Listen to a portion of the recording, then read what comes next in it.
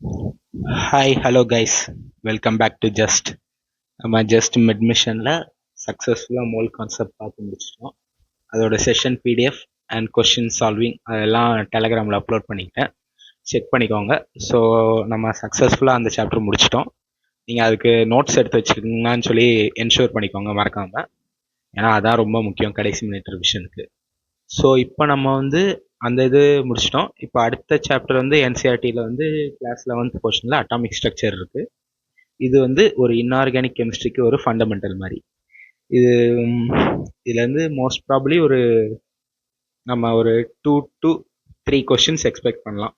இல்லை maximum 1 question 1 to 2 தான், அதுக்கு மேலே வர சான்ஸ் கிடையாது. ஆனால் இருந்தாலும் இது இம்பார்ட்டன்ட் சாப்டர், ரொம்ப இன்ட்ரெஸ்டிங்காக இருக்கும். ஸோ ஃபுல்லாக எப்படி சொல்கிறதுனா, இது ஒரு கதை மாதிரி தான் அந்த சாப்டர்.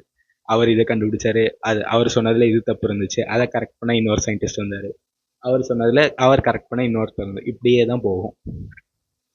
இதில் மெயினாக வந்து இந்த எலக்ட்ரானிக் கான்ஃபிகரேஷன், இந்த atomic models and force model அது இம்பார்ட்டன்ட். ஆனால் அதெல்லாம் பார்க்கறதுக்கு முன்னாடி ஜஸ்ட் பேசிக்காக ஆட்டம்னா என்ன, அந்த தியரிலாம் தெரிஞ்சிருக்கணும். ஸோ அது நீங்கள் ஏற்கனவே படிச்சிருப்பீங்க, இருந்தாலும் நம்ம அதை சும்மா டக்கு டக்குன்னு எக்ஸ்பிளைன் பண்ணிட்டு போயிடலாம்.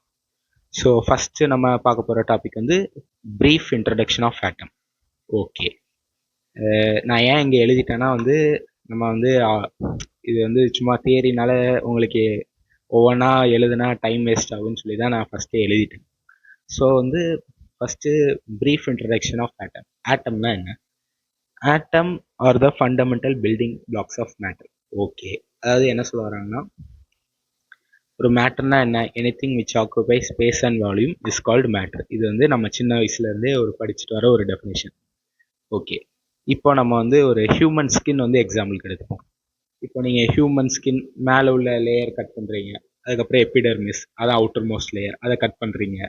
அப்புறம் உள்ள வந்து ஒரு மசில் லேயர் இருக்கும், ஃபேஷியா, இது அந்த மசில் பண்டில், ஃபைபர் அப்படின்னு சொல்லிட்டு ஒவ்வொன்றா கட் பண்ணி உள்ளே போயிட்டே இருக்கீங்க. அப்படியே கட் பண்ணி பார்க்கும்போது ஒரு அல்டிமேட்டாக ஒரு பார்ட்டிக்கல் வரும், அதான் ஆட்டம். அதுக்கு மேலே நீங்கள் வந்து அதை ஃபர்தராக அந்த மேட்டரை வந்து கட் பண்ணி பார்க்க முடியாது, அதுக்கு மேலே கட் பண்ண ஒன்றுமே இருக்காது. அந்த மாதிரி தான் ஒரு அர்த்தம். அதுதான் வந்து க்ரீக்கில் என்ன சொல்லியிருப்பாங்கன்னா, the word atom has been derived from the Greek word atomio, means uncuttable or non divisible. ஒரு ஆட்டம் தான்டா, அதால தான் நம்ம மேடாயிருக்கோம். அதுக்கு மேலே ஃபர்தராக உள்ளே போய் எதையும் நோண்டி போய் கண்டுபிடிக்க முடியாது. அந்த ஆட்டம்ஸ்லாம் ஒன்றா சேர்ந்து தான் நம்ம இவ்வளோ பெரிய மனுஷங்க, இந்த நம்மளை சுற்றி இருக்கிற பொருட்கள், லிவிங் திங்ஸ், நான் லிவிங் திங்ஸ் எல்லாரும் ஒரு சின்ன அணுவில் இருந்து, அதாவது ஆட்டம்லேருந்து ஆட்டம்லாம் ஒன்றா சேர்ந்து ஒரு காம்பவுண்ட் ஃபார்ம் ஆகி அப்படி இப்படின்னு ஃபார்ம் ஆகி தான் நம்ம இவ்வளோ பெரிய ஒரு ஆர்கானிசமாக வளர்ந்து வந்திருக்கோம். அதுக்கு மேலே அந்த ஆட்டமை தாண்டி உள்ள வேறு ஏதாவது பார்ட்டிகல் இருக்குன்னா இப்போ வரைக்கும் சயின்டிஸ்ட் அதை கண்டுபிடிக்கல. மேபி இருக்கலாம், இல்லாமையும் போகலாம். ஸோ இப்போ வரைக்கும் atoms the fundamental building blocks of matter. ஆட்டம்குள்ளேயும் சப் அட்டாமிக் பார்ட்டிகல்ஸ் இருக்குது, like electrons, protons and neutrons. ஆனால் அதெல்லாம் ஒன்றா சேர்ந்து நம்ம ஒரு ஆட்டம், அதை தாண்டி நம்மளால் உள்ளே எதுவும் பார்க்க முடியாது. இதுதான் வந்து இயர்லி சயின்டிஸ்டோட ஐடியா, ஆட்டம்னா என்ன இதுன்னா. ஃபஸ்ட்டு வந்து இந்த அட்டாமிக் தியரி ஆஃப் மேட்டர், அதாவது ஆட்டம்ஸ்லாம் ஒன்றா சேர்ந்து தான் ஒரு மேட்டர் ஃபார்ம் ஆச்சுங்கிறத வந்து ஃபஸ்ட்டு ப்ரொப்போஸ் பண்ணது வந்து பார்த்திங்கன்னா ஜான் டால்டன். அதுக்கப்புறம் அவர் கண்டுபிடிச்ச தியரியை வந்து டால்டன் அட்டாமிக் தியரின்னு சொல்லி பேர் வச்சார். நம்ம ஆல்ரெடி டால்டன் அட்டாமிக் தியரி வந்து ஃபஸ்ட் மோல் கான்செப்டில் பார்த்தோம். ஒரு 5 பாயிண்ட் வச்சு பார்த்தோமா, மறந்துருக்க மாட்டீங்க நம்புகிறேன். அதில் வந்து நம்ம அதில் உள்ள அவர் எதெல்லாம் எக்ஸ்பிளைன் பண்ண முடிஞ்சிச்சு, அது அவரால் எதெல்லாம் எக்ஸ்பிளைன் பண்ண முடியலங்கிறது அந்த ஒரு சின்ன இதையும் பார்த்தோம். ஒரு சின்ன பேராகிராஃபில் இருந்துச்சா, அதை பார்த்தோமா.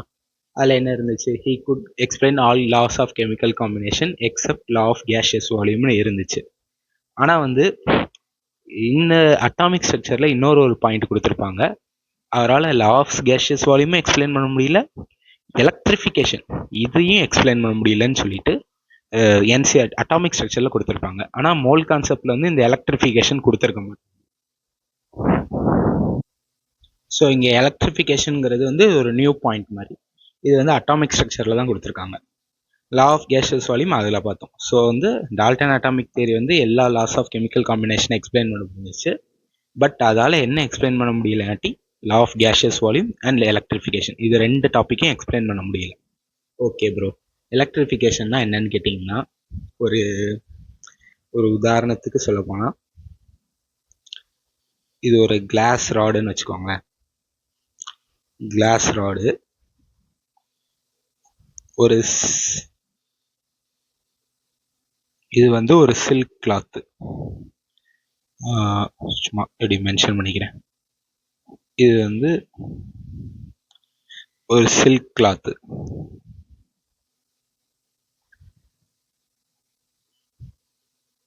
இது வந்து கிளாஸ் ராடு. இதுவும் ஆட்டம்ஸால தான் மேட் ஆயிருக்கு, இதுவும் ஆட்டம்ஸால தான் மேட் ஆயிருக்கு. அது இங்கே மேட்டர் இல்லை. இப்போ இந்த சில்க் கிளாத்தை தூக்கி நீங்க வந்து கிளாஸ் ராடு மேல ரப் பண்றீங்க. இந்த சில்க் கிளாத்தை எடுத்து கிளாஸ் ராட்ல வச்சு அதை அப்படியே தேய்க்கிறீங்க. தேய்ச்சிங்கன்னா அவங்க ஒரு ஃபினாமினனை அப்சர்வ் பண்ணாங்க. அப்போ என்ன அப்சர்வ் பண்ணாங்கன்னா, இந்த கிளாஸ் ராடு பார்த்தீங்கன்னா ஆஃப்டர் அந்த இது ரப் பண்ணதுக்கப்புறம் இதில் வந்து பாசிட்டிவ் சார்ஜ் டெவலப் ஆனதை அவங்க நோட்டீஸ் பண்ணாங்க. அதே மாதிரி இந்த சில்க் கிளாத்தை ரப் பண்ணதுக்கப்புறம் இங்கே நெகட்டிவ் சார்ஜ் உருவானதை நோட்டீஸ் பண்ணாங்க. இது வந்து இதுக்கு பேர் தான் நம்ம எலக்ட்ரிஃபிகேஷன் சொல்லுவோம். எலக்ட்ரிஃபிகேஷனை எதையாவது ஒரு இதை சார்ஜ் பண்ணுறது தான் நம்ம எலக்ட்ரிஃபிகேஷன் சொல்லுவோம் பேசிக்காக. அதுதான் இங்கே மீனிங். இது வந்து எப்படி நடக்குதுன்னு சொல்லிட்டு டால்டன் அட்டாமிக் தியரியால் எக்ஸ்பிளைன் பண்ண முடியல. இது நான் சும்மா ஒரு பேசிக்காக சொன்னது. இன்னும் இதை டீட்டெயிலாக எலக்ட்ரோஸ்டாட்டிக்ஸில் ஃபஸ்ட்டு டாப்பிக்கே இதுதான். ஸோ இதுலேயே நிறைய டைப்ஸ் ஆஃப் எலக்ட்ரிஃபிகேஷன் இருக்குது. ஸோ அதை நீங்கள் இன்னும் டீட்டெயிலாக உங்கள் இன்னொரு ப்ரோ சொல்லி தருவார். ஸோ அப்போ நீங்கள் அதை டீட்டெயிலாக கவனிச்சுக்கோங்க. இப்போதைக்கு பேசிக்காக இந்த ரெண்டு பாயிண்ட் மட்டும் எக்ஸ்ட்ரா இதை நான் வச்சுக்கோங்க. இந்த மேலே உள்ள இதான் அதுக்கு எக்ஸாம்பிள் நான் வச்சுக்கோங்க, போதும். ஓகே, ஐ ஹோப் உங்களுக்கு இந்த டாபிக் புரிஞ்சிருக்கும்னு நினைக்கிறேன். Dalton atomic theory already mole கான்செப்டில் பார்த்தாச்சு. மறந்துட்டிங்கன்னா இல்லை அதை பார்க்காட்டி அதை பார்த்துக்கோங்க. ஓகே, ஸோ வந்து இதுதான் ப்ரீஃப் இன்ட்ரடக்ஷன் ஆஃப் ஆட்டம். இவ்வளோ தான் என்சிஆர்டியில் இருக்குது. இதுக்கு மேலே ரொம்ப வளவலன்னு கொடுத்துருப்பாங்க. நீங்கள் என்சிஆர்டி டைம் இருந்தால் வாசிங்க, இல்லாட்டி இது போதும். மேக்ஸிமம் கேஸ் இதுலேருந்து அவ்வளோவா கொஸ்டின் வராது. கொஸ்டின் வரதா இருந்தால் இந்த எல்லோ கலரில் எழுதியிருக்கேன் பார்த்தீங்களா கீழே, அதுலேருந்து மேபி வரலாம். ஸோ நோட் பண்ணி வச்சுக்கோங்க. ஓகே, அடுத்த நம்ம பார்க்க போகிறது வந்து கேத்தோட் ரே எக்ஸ்பெரிமெண்ட். வந்து ஃபர்ஸ்ட் இதில் பேசிக்காக தெரிஞ்சுக்க வேண்டிய பாயிண்ட்ஸ் என்னன்னா, it was done by J.J. Thomson in 1897. Year கூட நான் வச்சுக்க வேண்டாம், இயர் நான் உங்கள் ரெஃபரன்ஸ்க்கான எழுதியிருக்கேன். பட் பேர் நான் வேணா முடிஞ்சால் நான் வச்சுக்கோங்க. இது மூலயமா அவர் by this experiment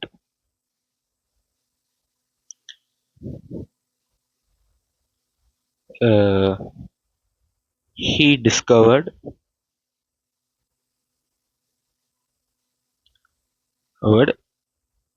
nagatrons, not electrons. எலக்ட்ரான்ஸும் நெகட்ரான்ஸும் ஒன்று தான். பட் வந்து இவர் இதை கண்டுபிடிச்சு அதுக்கு பேர் வந்து நெகட்ரான்ஸ்னு வச்சாரு. பட் லேட்டரா தான் லேட்டர் ஸ்டோனின்ங்கிற ஒரு சயின்டிஸ்ட் தான் வந்து அதுக்கு வந்து எலக்ட்ரான்ங்கிற பேரை மாத்தினாரு.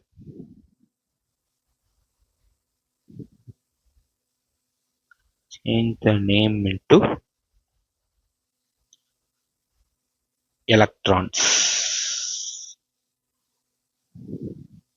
ஓகே, அவர் கண்டுபிடிக்கும் போது நெகட்ரான்ஸ்னு சொன்னாரு. லேட்டரா ஸ்டோனின்னு ஒரு சயின்டிஸ்ட் வந்து அதுக்கு வந்து நெகட்ரான்ஸோட எலக்ட்ரான்ஸ் வந்து ரொம்ப கேட்சியா இருக்க மாதிரி பேர் வந்து மாத்திட்டாரு. ஸோ இவ்வளோதான். இதுதான் வந்து பேசிக்கலாக தெரிஞ்சுக்க வேண்டியது. இப்போ வந்து இப்போ இந்த அவர் எக்ஸ்பெரிமெண்ட் செட்டப் எப்படி இருக்குன்னு பார்ப்போம். ஓகே, இங்கே எழுதுவோமா? என்ன கலர் இது? Experimental setup.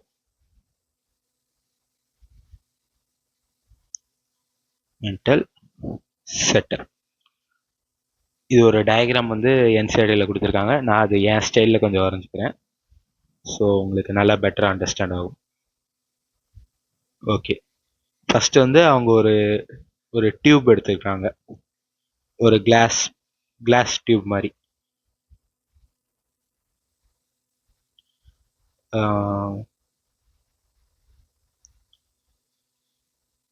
அதில் வந்து வேக்கம் பம்ப் ஒன்று இருக்கு. வேக்கம் பம்ப் எதுக்குன்னா ப்ரெஷர் மெயின்டைன் பண்ணுறதுக்காண்டி. ஏன்னா இந்த மாதிரி எக்ஸ்பெரிமெண்ட் இது வந்து எலக்ட்ரிக்கல் டிஸ்சார்ஜ் எக்ஸ்பெரிமெண்ட்னு சொல்லுவாங்க. இதை வச்சு தான் அவர் வந்து அந்த நெகட்டிவ் பார்ட்டிக்கலான எலக்ட்ரானை வந்து கண்டுபிடிச்சார். ஏன்னா ஒரு ஆட்டம்னு எடுத்துக்கிட்டோம்னா எலக்ட்ரான் நெகட்டிவ் சார்ஜில் இருக்கும், நியூட்ரான் வந்து நோ சார்ஜ், புரோட்டான்ஸ் வந்து பாசிட்டிவ்லி சார்ஜ். இது பேசிக்காக நம்ம எல்லாத்துக்கும் தெரிஞ்ச விஷயம்தான். ஓகே, ஸோ வந்து இந்த சைடு பார்த்தீங்கன்னா கேத்தோடு வந்து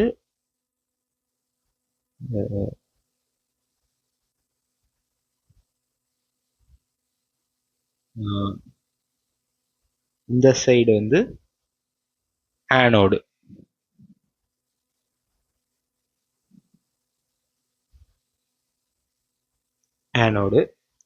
இப்போ இதை வந்து இந்த ரெண்டு பிளேட்ஸையும்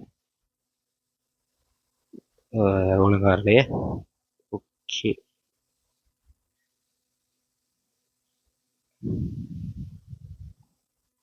ஒரு ஹை வோல்டேஜ் பேட்டரி.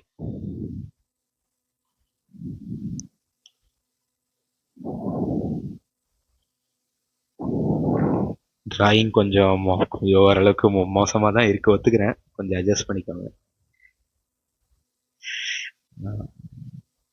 ஓகே, கொஞ்சம் பெட்டரா இருக்குன்னு ஃபீல் ஆகுது. ஓகே, ஸோ உங்களுக்கு பேட்டரியிலே தெரியும், இந்த பேட்டரியில் வந்து பெரிய கோடு வந்து ப்ளஸ்ஸு, இந்த சின்ன இது வந்து மைனஸ். ஸோ வந்து இது கேத்தோடு வந்து நெகட்டிவ்லி சார்ஜ்டு. ஏன்னா இதில் வந்து நம்ம நெகட்டிவ் பொட்டன்ஷியல் கனெக்ட் பண்ணியிருக்கு. எப்போவுமே கேத்தோடு வந்து நெகட்டிவ், ஆனோடு வந்து பாசிட்டிவ்.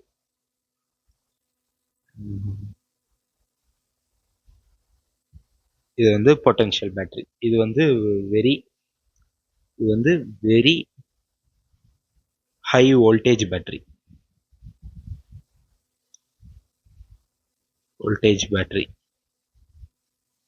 நியர்லி ஒரு அப்ராக்சிமேட்டா ஒரு 10⁴ வோல்ட்ஸ், அதாவது 10,000 வோல்ட்ஸ் கிட்ட. இப்போ இதுல வந்து ஒரு ஃப்ளூரசன்ட் ஸ்கிரீன், இங்க வந்து இந்த ஆனோடு வந்து எப்படி சொல்றதுன்னா ஒரு பெர்ஃபரேட்டட்ன்பாங்க, அதாவது கொஞ்சம் ஓட்டையா இருக்கும், சின்ன கேப்ஸ் இருக்கும். அது மூலயமா வந்து ஒரு லேட்டரா சொல்றேன், அது மூலயமா வந்து எலக்ட்ரான்ஸ் பாஸ் ஆகும். அதை வச்சுதான் வந்து அப்படி ஒரு பார்ட்டிக்கல் இருக்குன்னே கண்டுபிடிச்சிருப்பாங்க. ஸோ இதுல இன்னொன்று இருக்கு. பின்னாடி வந்து ஒரு zinc sulphide fluorescent or phosphorescent screen இருக்கும்.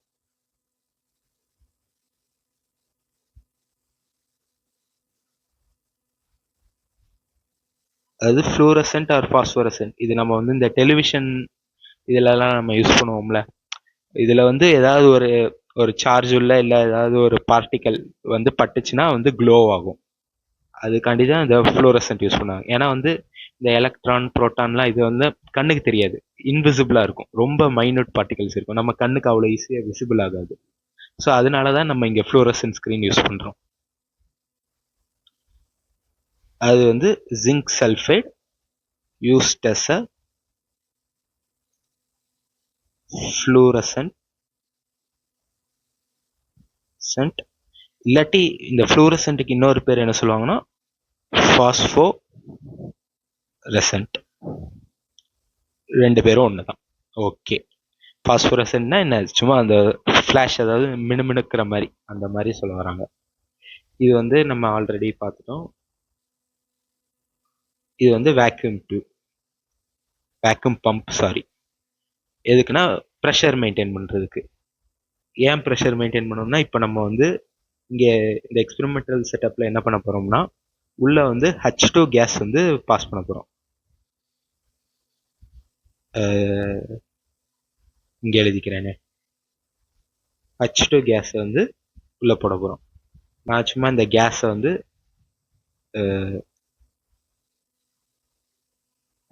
இந்த கேஸ் வந்து சும்மா இப்படி டாட் டாட் மாதிரி இப்படி மென்ஷன் பண்ணிக்கிறேன்.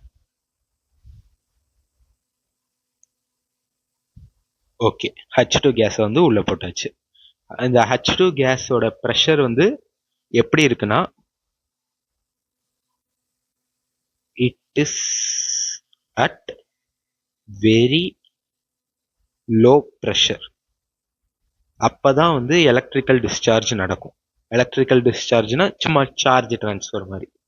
ஸோ வந்து ஏன்னா ஹை ப்ரெஷரில் இருந்துச்சுன்னா அங்கே நிறைய கேஸ் மாலிகுல்ஸ் இருக்குன்னு அர்த்தம். அப்போ வந்து ஒன்றுத்துக்கு ஒன்று கொலைட் ஆகி நமக்கு வந்து ரிசல்ட் அவ்வளோ வராது. ஏன்னா வந்து இங்கேருந்து இந்த பார்ட்டிக்கல் வந்து இந்த சைடு இந்த ஃப்ளூரசென்ட்ல பட்டாதான் நமக்கு வந்து தெரியும். நிறைய இது இருந்துச்சுன்னா வந்து ஒரு மாதிரி கொல்யூஷன் ஆகி அந்த எலக்ட்ரானால அந்த இடத்த விட்டு நகரவே முடியாத சுச்சுவேஷன் ஆயிரும். ஸோ வெரி லோ ப்ரெஷரில் இருக்கும்போது மாலிகுல்ஸ் வந்து கொஞ்சம் ஃப்ரீயாக நிறைய ஸ்பேஸ் ஆக்குபை பண்ணியிருக்கோம் வால்யூமில். ஸோ அது மட்டும் இல்லாமல் நிறைய ஸ்பேஷியஸாக இருக்கிறதுனால நமக்கு வந்து எக்ஸ்பெரிமெண்டல் இதுக்கு இது பண்ணும்போது ரொம்ப ஈஸியாக இருக்கும். அதனால தான் அது வந்து வெரி லோ ப்ரெஷரில் வச்சுருக்காங்க. அதுக்கப்புறம் வெரி ஹை வோல்டேஜில் வச்சுருக்காங்க. வெரி ஹை வோல்டேஜுக்கு என்ன காரணம்னா, இப்போ வந்து ஒரு சின்னதாக ஒரு பேசிக் கான்செப்ட் ஒன்று இருக்குது. ஒரு ஒரு சார்ஜ் ஒரு ஒரு ஒரு பொட்டன்ஷியல் டிஃபரன்ஸ் இருக்குன்னு வச்சுக்கோங்களேன். பொட்டன்ஷியல் டிஃபரன்ஸ் வந்து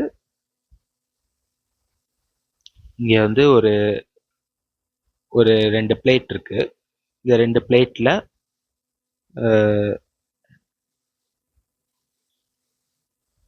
பேட்டரி கனெக்ட் பண்ணிட்டேன். சும்மா ரஃபா வரைகிறேன். இது வந்து பாசிட்டிவ் டெர்மினல், இது வந்து நெகட்டிவ் டெர்மினல். அப்போ இதுவும் பாசிட்டிவ் டெர்மினலாக தான் இருக்கும், இதுவும் நெகட்டிவ் டெர்மினலாக தான் இருக்கும். இதுதான் பொட்டன்ஷியல். இதுக்கு வந்து ஒரு ஒரு வி பொட்டன்ஷியல் ஏதோ ஒரு சம்திங். இப்போ வந்து இந்த இடத்துல வந்து எலக்ட்ரிக் ஃபீல்டு உருவாகும். ஒரு பொட்டன்ஷியல் டிஃபரன்ஸ் இருந்துச்சுன்னா எலக்ட்ரிக் ஃபீல்டு உருவாகும். இந்த எலக்ட்ரிக் ஃபீல்டு வந்து இந்த பாசிட்டிவ் டு நெகட்டிவ்ல இருக்கும். இல்லை ஃபர்தராக இன்னும் அந்த ஃபிசிக்ஸில் டீட்டெயிலாக படிப்பீங்க, இருந்தாலும் இப்போ உங்களுக்கு அண்டர்ஸ்டாண்டிங்காண்டி சொல்லிக்கிறேன். ஓகே, இது வந்து எலக்ட்ரிக் ஃபீல்டு. அதை வந்து நம்ம டினோட் பண்ணுவோம். Since it is a vector quantity, மேலே வந்து இந்த ஆரோ போடுவோம். ஓகே, இப்போ வந்து ஒரு சார்ஜ்டு பார்ட்டிகல், சார்ஜ் வந்து கியூன்னு மென்ஷன் பண்ணுவோம். ஒரு ப்ளஸ் கியூ சார்ஜ் எடுத்துட்டோம்னா அது வந்து எலக்ட்ரிக் ஃபீல்டோட டைரக்ஷனை நோக்கி மூவ் ஆகும். அதுக்கு நோக்கி அதுக்கு ஒரு ஃபோர்ஸ் ஆக்ட் ஆகும். அந்த ஃபோர்ஸ்க்கான ஃபார்முலா வந்து F vector is equal to charge multiplied by electric field. ஒரு பாசிட்டிவ் சார்ஜ் எடுத்துக்கிட்டோம்னா, ஏன்னா பாசிட்டிவ் அட்ராக்ட்ஸ் நெகட்டிவ், ஏன்னா opposite like charges ripple each other, unlike charges attract each other. அதான் பேசிக் கான்செப்ட். ஸோ அதுபடி பார்க்கும்போது நம்ம பாசிட்டிவ் சார்ஜ் இங்கே வச்சோம்னா அது வந்து நெகட்டிவ் பிளேட்டை நோக்கி போகும். அது வந்து எப்படி அது தானா மூவ் ஆகுது, அது மேலே ஏதோ ஒரு ஃபோர்ஸ் உருவாகிறதுனால. அது நம்ம என்ன ஃபோர்ஸு? Electric force. அது எஃப்இன்னு டினோட் பண்ணுவோம். ஸோ இது இந்த எலக்ட்ரிக் ஃபீல்டு உருவாகி அந்த எலக்ட்ரிக் ஃபீல்டு டைரக்ஷன் வந்து எப்போவுமே positive charger positive plate to negative charger negative plate அந்த டைரக்ஷனில் தான் இருக்கும். ஸோ வந்து பாசிட்டிவ் சார்ஜ் வந்து நெகட்டிவை நோக்கி போகிறதுனால இதோட டைரக்ஷன் வந்து எலக்ட்ரிக் ஃபீல்டை நோக்கி இருக்கும். இதுவே சப்போஸ் நீங்கள் வந்து ஒரு நெகட்டிவ் சார்ஜ் எடுத்தீங்கன்னா அதோட டைரக்ஷன் வந்து ஆப்போசிட் டு த எலக்ட்ரிக் ஃபீல்டாக இருக்கும். ஃபோர்ஸ் வந்து ஆப்போசிட் ஆக்ட் ஆகும். F is equal to minus QE அதாவது இங்கே இந்த மைனஸ்க்கு என்ன அர்த்தம்னா ஆப்போசிட் டு எலக்ட்ரிக் ஃபீல்டு. அதான் இந்த மைனஸ்க்கான இங்கே அர்த்தம். இது வந்து ஏன்னா வந்து லைக் சார்ஜஸ் அட்ராக்ட் ஈச்சர். அப்போ இந்த நெகட்டிவ் வந்து பாசிட்டிவ் நோக்கி போகணும். அப்போ பாசிட்டிவ் நோக்கி போகணும், ஆனால் எலக்ட்ரிக் ஃபீல்டு எப்போவுமே பாசிட்டிவ் டு நெகட்டிவ் போகணும். ஆனால் நெகட்டிவ் இங்கே போகிறதுனால இதுக்கு ஃபோர்ஸ் வந்து ஆப்போசிட் டைரக்ஷனில் ஆக்ட் ஆகும். ஸோ வந்து நெகட்டிவ் சார்ஜுக்கு வந்து எலக்ட்ரிக் ஃபீல்டோட ஆப்போசிட் டைரக்ஷனில் தான் நெகட்டிவ் சார்ஜ் மூவ் ஆகும். இதான் வந்து பேசிக் கான்செப்ட். இது வச்சு தான்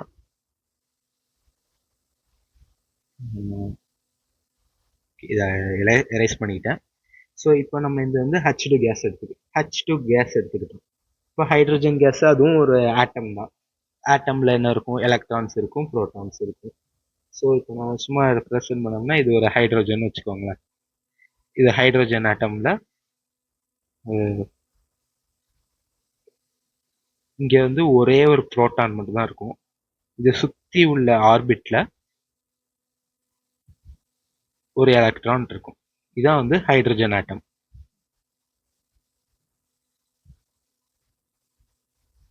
ஓகேவா? ஓகே.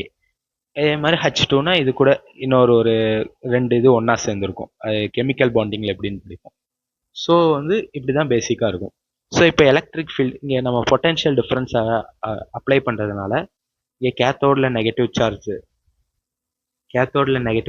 வருது, ஆனோடில் பாசிட்டிவ் சார்ஜ் வந்துடுது. இப்போ நம்ம potential difference very high potential. ஏன்னா வந்து அப்போ தான் நமக்கு வந்து நிறைய எலக்ட்ரான்ஸ் வந்து அதை நோக்கி மூவ் ஆகும். அப்போ தான் நமக்கு வந்து ரிசல்ட் வந்து இன்னும் நல்லா டீட்டெயில்டாக கிடைக்கும். அதுக்காண்டி தான், வேறு எதுக்கும் இல்லை. ஸோ இப்போ இந்த H2 கேஸை வந்து அயனைஸ் பண்ணும்போது என்ன ஆகும்னா, ஃபர்ஸ்ட் என்ன ஆகும்னா இந்த H2 வந்து ரெண்டு ஆட்டமாக இருக்கும். அது வந்து என்ன ஆகும்? ஒரு சிங்கிள் ஆட்டமாக பிரேக் ஆகும். ஓகே, பிரேக் ஆனதுக்கப்புறம் இது வந்து இதில் உள்ள எலக்ட்ரான் வந்து இப்படி தனியாக பிரிஞ்சு போயிடும், எலக்ட்ரான் போயிடும். எலக்ட்ரான் போயிருச்சுன்னா ஹைட்ரஜன்ல வந்து ஹைட்ரஜன் ஆட்டம்ல நியூட்ரான் கிடையாது. வெறும் ஒரு புரோட்டான் ஒரு எலக்ட்ரான் சிஸ்டம் வந்து ஹைட்ரஜன் ஆட்டம். ஸோ வந்து எலக்ட்ரான் இந்த சைடு போயிடும், புரோட்டான் வந்து நெகட்டிவை நோக்கி போயிடும். ஸோ வந்து புரோட்டான்ஸ்லாம் வந்து நெகட்டிவ் சைடு கேத்தோட நோக்கி போயிடும். ஆனோட எலக்ட்ரான்ஸ்லாம் வந்து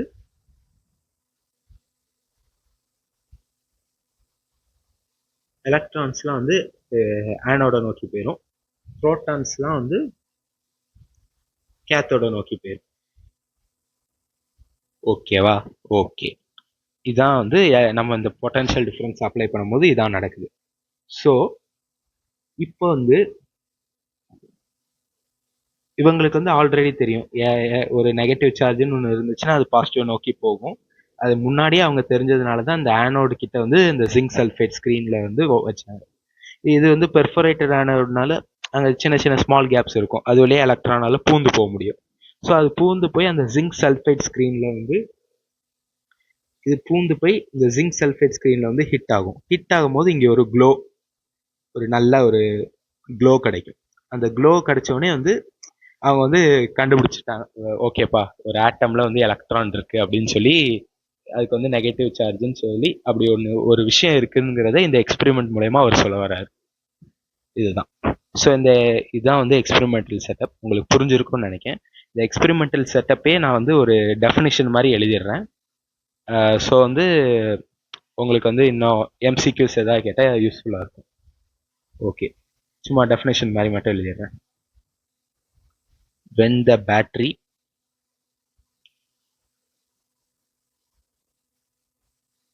is turned on and pressure of the gas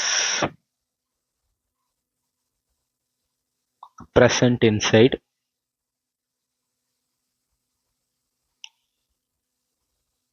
kept pressure of the என்ன எழுதிட்டேன், when the battery is turned on and pressure of the gas present inside the tube kept very low,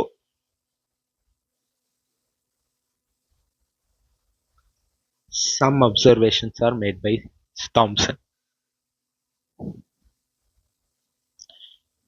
Some observations are made by Thomson. Okay, so வந்து அவர் என்ன சொன்னாருன்னா, the invisible rays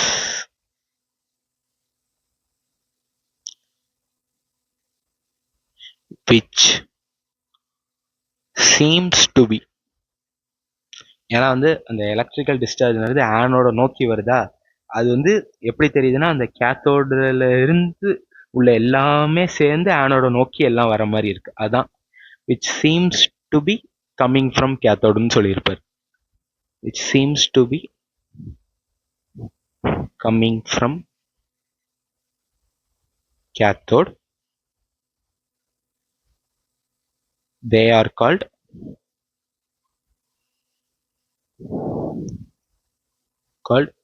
cathode rays.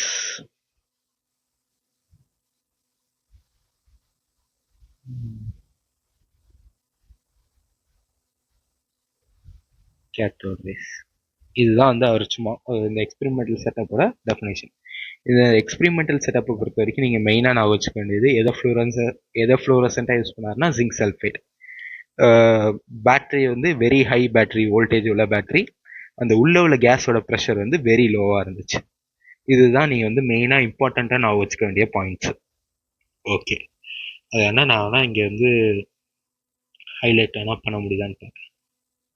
Okay,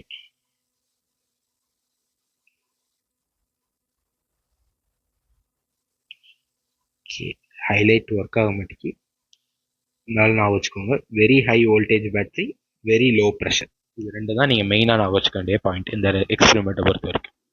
okay, so okay bro, எக்ஸ்பெரிமெண்ட்லாம் பண்ணிட்டாரு. இதை வச்சு இந்த cathode ரேஸ்னா அவர் என்னென்னலாம் சொன்னார் அந்த கேத்தோட் ரேஸை பற்றி அப்படின்னு நீங்கள் கேட்டிங்கன்னா, அவருக்கு அவரே வந்து ப்ராப்பர்ட்டிஸ் ஆஃப் கேத்தோட் ரேஸ் வந்து சொல்லியிருக்காரு.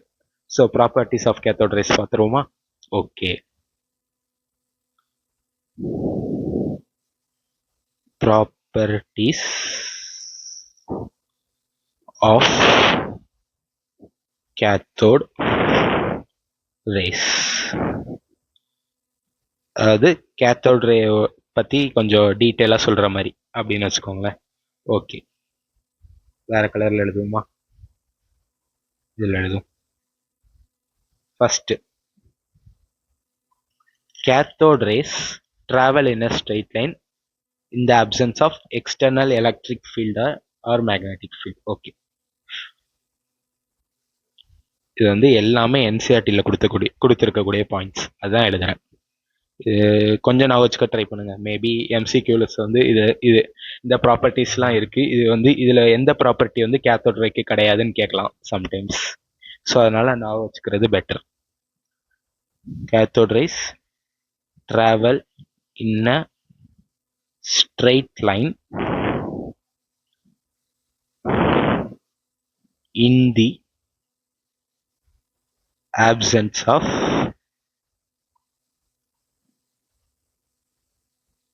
external electric field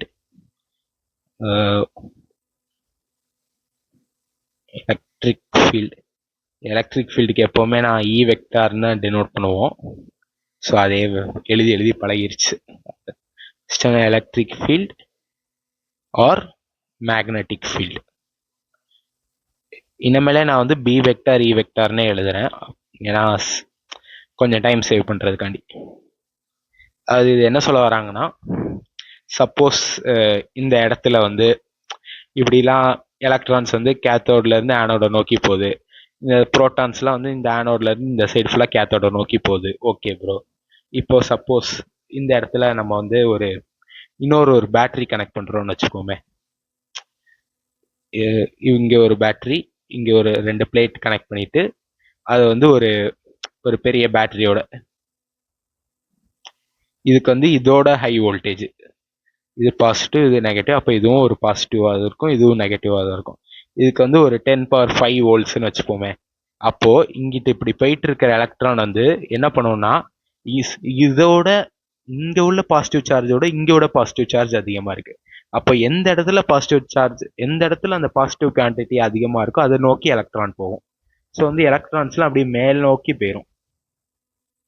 அதே மாதிரி இங்க வர புரோட்டான்ஸ்லாம் வந்து நெகட்டிவ் வந்து எந்த இடத்துல, இந்த இடத்த கம்பேர் பண்ணும்போது இந்த இடத்துல நெகட்டிவ் அதிகமா இருக்குன்னு சொல்லிட்டு புரோட்டான்ஸ்லாம் வந்து இந்த சைடு நெகட்டிவ் பிளேட்டுக்கு போயிடும். உங்களுக்கு புரிஞ்சிருக்கும்னு நினைக்கிறேன். சப்போஸ் இங்கே இது எல்லாம் கொச்சன்னு இருக்கிறதுனால உங்களுக்கு மேபி குழம்பிருக்கலாம். நான் வேணா இங்கே கீழே வேணா ரஃப் டயக்ராம் மாதிரி வரைகிறேன். ஓகே, இது அந்த டியூப்னு வச்சுக்கோங்களேன். அந்த டியூப்ல இந்த வேக்கம் பம்பிங் இருக்குமா? Okay, vacuum pump. இது வந்து நம்ம கேத்தோடுன்னு பார்த்தோம்.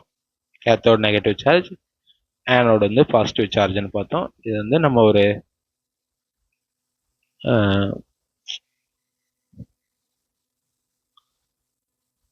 10⁴ volts பேட்டரியில் வந்து கனெக்ட் பண்ணியிருந்தோம். வெரி ஹை வோல்டேஜ் அப்படின்னு பார்த்துருந்தோம். இதில் வந்து H2 கேஸ் இருக்குதுன்னு பார்த்துருந்தோம். அதை இப்படி மென்ஷன் பண்ணியிருந்தோம். ஸோ இப்போ எலக்ட்ரான்ஸ்லாம் வந்து இங்கிட்டு நோக்கி போகுது, ப்ரோட்டான்ஸ்லாம் வந்து இங்கிட்டு நோக்கி போகுது. ஓகே, இப்போ வந்து ஒரு சப்போஸ் வந்து ஒரு ஹை வோல்டேஜ் பேட்டரி, இது வந்து ஒரு 2 பிளேட், இங்கே ஒரு பாசிட்டிவ் பிளேட், இங்கே ஒரு நெகட்டிவ் பிளேட். இதை வந்து எங்கே கனெக்ட் பண்ணுறேன்னா, இன்னும் கொஞ்சம் பெருசாக வரைஞ்சிக்கிட்டா உங்களுக்கு இன்னும் டீட்டெயிலாக புரியும்னு நினைக்கிறேன்.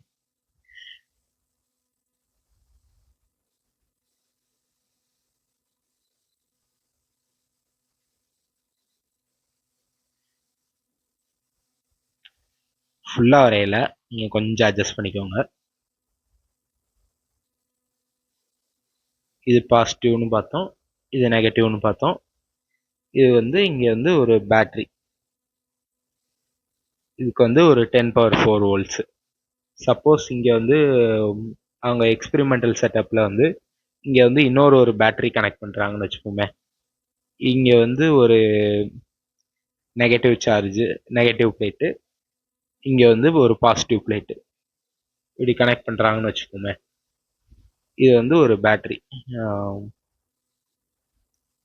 ஒரு எக்ஸ்டர்னல் பேட்டரி.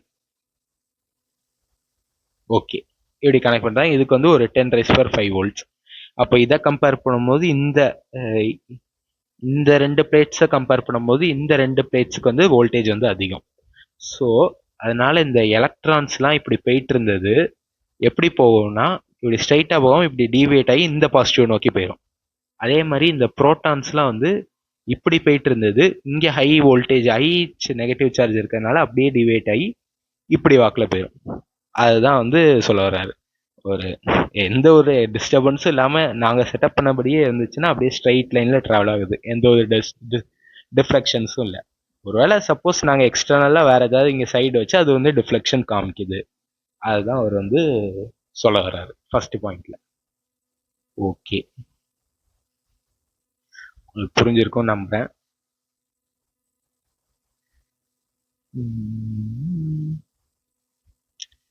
ஓகே, ஸோ அடுத்த பாயிண்ட் பார்ப்போமா.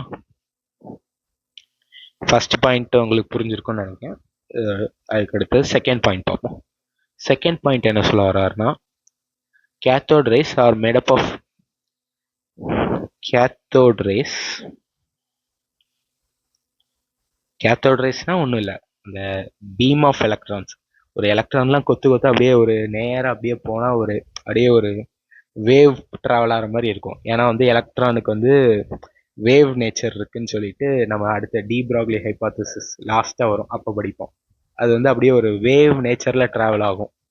அது வந்து ஒரு மாதிரி ரேஸ் போகிற மாதிரி, ஒரு ஒரு இது போகிற மாதிரி தெரியும். ஸோ அதை தான் வந்து கேத்தோட் ரேஸ்ன்னு அவர் சொல்லியிருப்பார். ஸோ கேத்தோட் ரேஸ்லாம் வந்து எலக்ட்ரான்ஸால தான் மேடப் ஆயிருக்கு. ஒரு எலக்ட்ரான், ஒரு ஆட்டம்னு எடுத்துட்டு ஆட்டமுக்கு மாஸ் இருக்கும். நம்ம ஆல்ரெடி அந்த மோல் கான்செப்ட்ல பார்த்தோம், ஒரு ஆட்டமோட வெயிட் வந்து புரோட்டானாலையும் நியூட்ரானாலையும் தான் வந்து டிசைட் ஆகுது. எலக்ட்ரானோட வெயிட்டும் டிசைட் ஆகும், but it is very very very very less. But வந்து எலக்ட்ரானுக்கு மாஸ் இருக்கு, புரோட்டானுக்கும் மாஸ் இருக்கு, நியூட்ரானுக்கும் மாஸ் இருக்கு. பட் வந்து நம்ம வந்து ஒரு அந்த ஆட்டமோட மாஸ் கண்டுபிடிக்கும் போது அது புரோட்டான்ஸ் நியூட்ரான்ஸ் தான் வந்து ஒரு மெஜாரிட்டி மாதிரி. எலக்ட்ரானோட வெயிட் வந்து அங்கே ரொம்ப கம்மியாக தான் இன்ஃப்ளூயன்ஸ் பண்ணும். ஸோ அதனால நம்ம அதை நெக்லெக்ட் பண்ணிடுவோம். ஸோ வந்து பட் ஆனால் எலக்ட்ரான்ஸ்க்கும் மாஸ் இருக்கு. அதுதான் அவர் செகண்ட் பாயிண்ட்ல சொல்ல வர்றாரு. Cathode rays are made up of materialistic particles.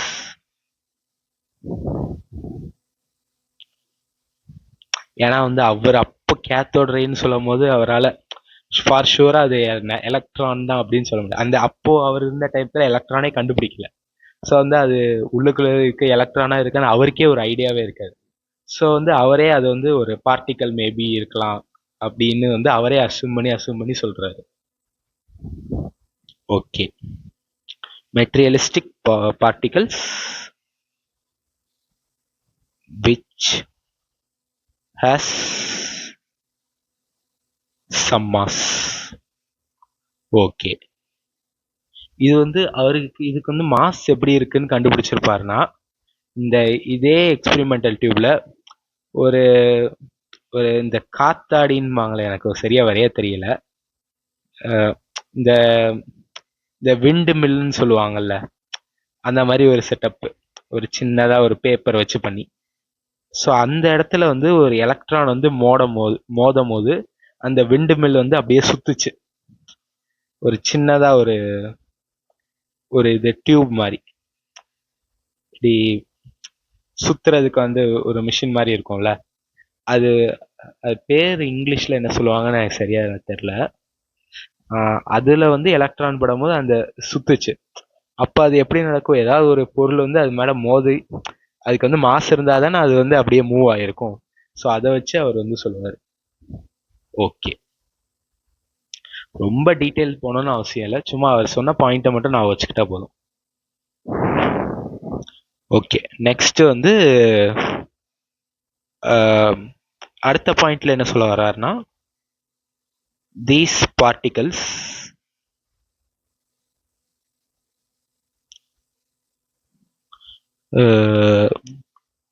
carry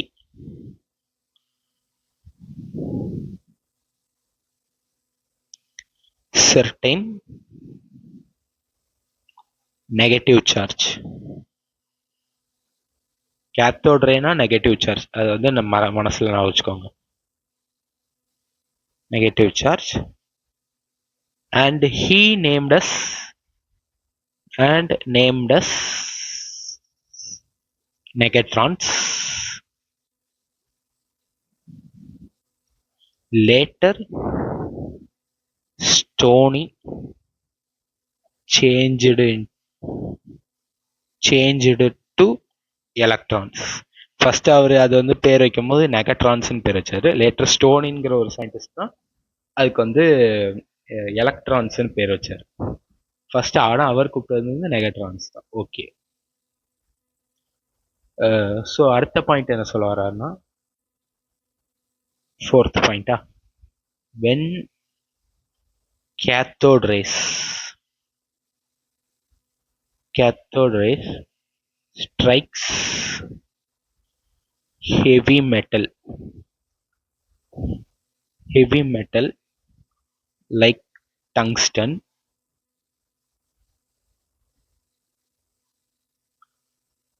X-rays are produced.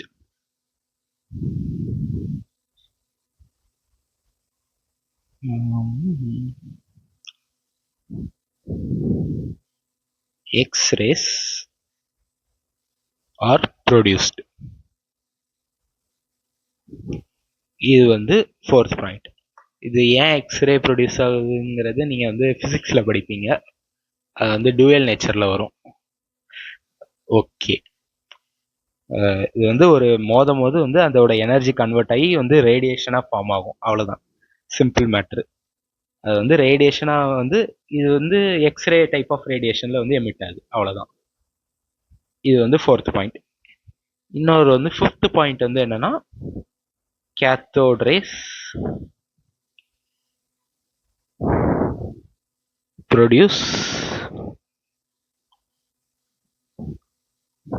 produce heating effect.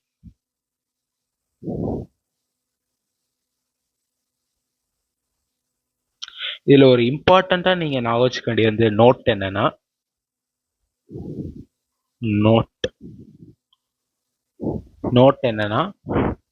cathode rays do not originate from cathode. F4 மாதிரி விழுந்துருச்சு. From cathode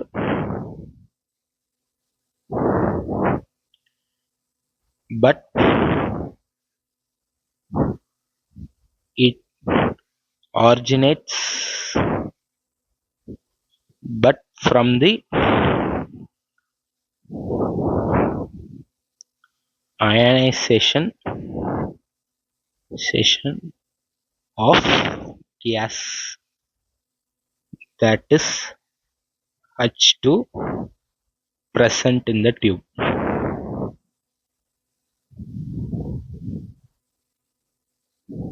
இது வந்து ஒரு முக்கியமான நோட். சில சமயம் இது வச்சு ஒரு எம்சிக்யூ கூட கொஸ்டின் கூட கேட்டிருந்தாங்க ஏதோ ஒரு இயர்ல. சரியா ஞாபகம் வரல. நீட்ல கேட்டாங்களா இல்ல ஜேஇல கேட்டாங்களா எனக்கு சரியா தெரியல. ஆனா ஒரு கொஸ்டின் இருக்கு இதை வச்சு. எப்படின்னா கேத்தோட் ரேஸ் வந்து கேத்தோட்ல இருந்து வந்துச்சான்னு கேட்டாங்க. ஒரு ஆப்ஷன் இருந்துச்சு. அது வந்து தப்பு. கேத்தோட் ரேஸ் வந்து கேத்தோட்ல இருந்து வரல. அது அதை பேர் வச்சு நீங்க வந்து மிஸ்கான்செப்ட் இது பண்ணிக்க கூடாது. கேத்தோட் ரேஸ் வந்து அவர் எதுக்கு கேத்தோட் ரேஸ்ன்னு வந்து வச்சாருன்னா, அது வந்து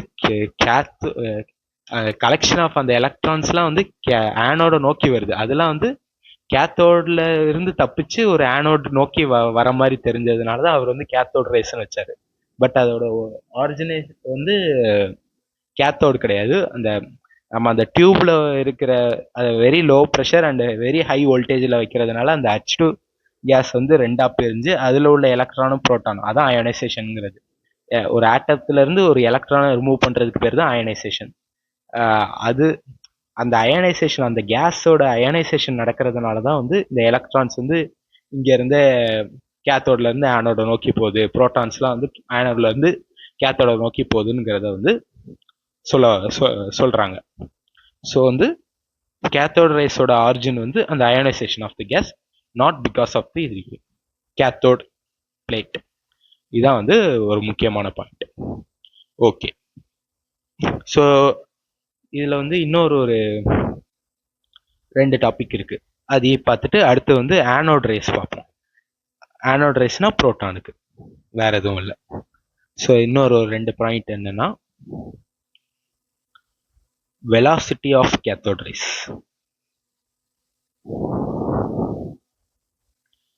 Velocity of cathode rays. Velocity of cathode rays simple. ஒரு பிளேட், இது வந்து ஒரு பாசிட்டிவ் பிளேட். நான் ஒவ்வொரு வாட்டியும் பேட்டரி வரைஞ்சு பேஜ் வேஸ்ட் பண்ண விரும்பலை. ஸோ இது நீங்கள் சும்மா அப்படியே கற்பனையில் வந்து இங்கே ஒரு பேட்டரி கனெக்ட் ஆயிருக்குன்னு அசியூம் பண்ணிக்கோங்க. ஓகே, இது வந்து negative plate. Okay okay bro. அப்போ இதில் வந்து நம்ம ஆல்ரெடி என்ன பார்த்தோம், ஒரு பாசிட்டிவ் பிளேட்ல இருந்து ஒரு நெகட்டிவ் பிளேட்டை நோக்கி ஒரு எலக்ட்ரிக் ஃபீல்டு இருக்கும். இது நம்ம ஆல்ரெடி பார்த்த விஷயம் தான். ஓகே, இன்னொரு ஒரு கோடும் வேணா போட்டுப்போம். ஓகே, இப்போ வந்து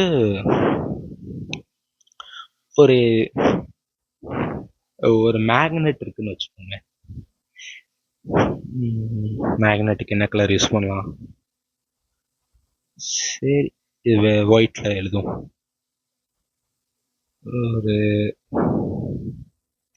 ஒரு ஹார்ஸ் ஷூ மேக்னெட் அந்த மாதிரி.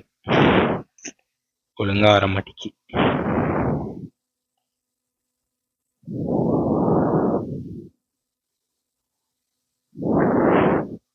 ஓகே, ஓரளவுக்கு டீசெண்டா வந்திருக்கு நம்புறேன்.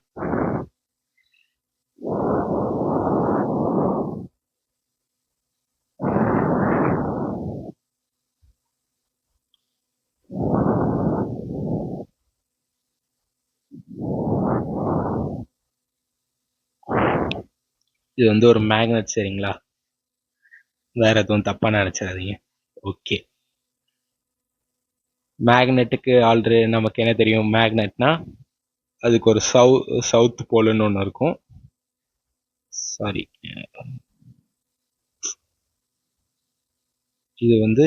இது வந்து நார்த் போலு. நார்த் போல் ரெட்ல தானே வச்சு டினோட் பண்ணியிருப்பாங்க, ரெட். சவுத் போல் வந்து ப்ளூல மென்ஷன் பண்ணியிருப்பாங்களா? ஓகே, இது வந்து நார்த் போல், இது சவுத் போல் ஒரு மேக்னெட்டுக்கு இருக்கும். ஓகே, மேக்னெட்லேயும் மேக்னெட்டிக் ஃபீல்டு இருக்கும். அது சரி வரைஞ்சிடுறேனே. அதுக்கு என்ன கலர் யூஸ் பண்ணலாம்? எல்லோல வரையுமா? ஓகே, மேக்னெட்லேயும் வந்து ஒரு magnetic field. Okay okay bro. இது வந்து மேக்னெட்டிக் ஃபீல்டுன்னு சொல்லிட்டீங்க. இது வந்து electric field. Okay. So electric ஃபீல்டுக்கு நான் முன்னாடியே வரைஞ்சி காமிச்சேன். இப்போ மேக்னெட்டிக் ஃபீல்டுக்கு நான் உங்களுக்கு வரைஞ்சி காமிக்கல, அதையும் வரைஞ்சிடுறேன். அதாவது ஒரு சின்னதாக வரைஞ்சிடுறேன். இது நார்த்து, இது சவுத்துன்னு வச்சுக்கிட்டிங்கன்னா இதில் வந்து மேக்னெட்டிக் ஃபீல்டு இருக்கும். மேக்னெட்டிக் ஃபோர்ஸுக்கான ஃபார்முலா என்னன்னா Q into V cross B. ஏன்னா ஒரு சார்ஜ்னு எடுத்துட்டோம்னா அதுக்கு வந்து சார்ஜ் வந்து எப்படி சொல்றது, நீங்கள் எலக்ட்ரோஸ்டாட்டிக்ஸ் படிச்சீங்கன்னா இதெல்லாம் நல்லா தெளிவாக புரியும். ஒரு சார்ஜ் வந்து மேக்னெட்டிக் ஃபீல்டாலையும் டிஃப்ளெக்ட் ஆகும், எலக்ட்ரிக் ஃபீல்டாலையும் இன்ஃப்ளூயன்ஸ் ஆகும். ஏன்னா charge produces both electric field and magnetic field. So வந்து ஒரு சார்ஜ்னால வந்து மேக்னெட்டையும் இன்ஃப்ளூயன்ஸ் பண்ணுது. அதாவது moving charges produce magnetic field. 12th உள்ள டாபிக். இங்கே வந்து ஒரு சப்போஸ் ஒரு சார்ஜ் வந்து ஒரு பாசிட்டிவ் சார்ஜ் மூவ் ஆகுதுன்னு வச்சுக்கோங்களேன். இது ஒரு v வெலாசிட்டியில் மூவ் ஆகுது. ஒரு ரெஸ்ட்ல இருக்கிற சார்ஜ் மேல மேக்னெட்டிக் ஃபோர்ஸ் எந்த ஃபோர்ஸும் ஆக்ட் ஆகாது. ஒரு சார்ஜ் எப்போ மூவ் ஆகுதோ, எலக்ட்ரானும் ஒரு சார்ஜ் தான், அது எப்போ மூவ் ஆகுதோ அது மேல ஒரு மேக்னெட்டிக் ஃபோர்ஸ் உருவாகும். ஏன்னா ஒரு சார்ஜ் வந்து ஒரு ஒரு ஸ்பீட்ல மூவ் ஆனாதான் அதால மேக்னெட்டிக் ஃபீல்டு ப்ரொடியூஸ் பண்ண முடியும். மேக்னெட்டிக் ஃபீல்டு ப்ரொடியூஸ் பண்ணாதான் இந்த மேக்னெட்டிக் ஃபீல்டும் அந்த மேக்னெட்டிக் ஃபீல்டும் இன்டராக்ட் ஆகி இது மேல ஒரு ஃபோர்ஸ் கிரியேட் ஆகும். இதான் வந்து பேசிக்கா உள்ள ஐடியா. ஓகே. ஸோ வந்து இப்போ இது வந்து ஒரு v வெலாசிட்டியில் மூவ் ஆகுது.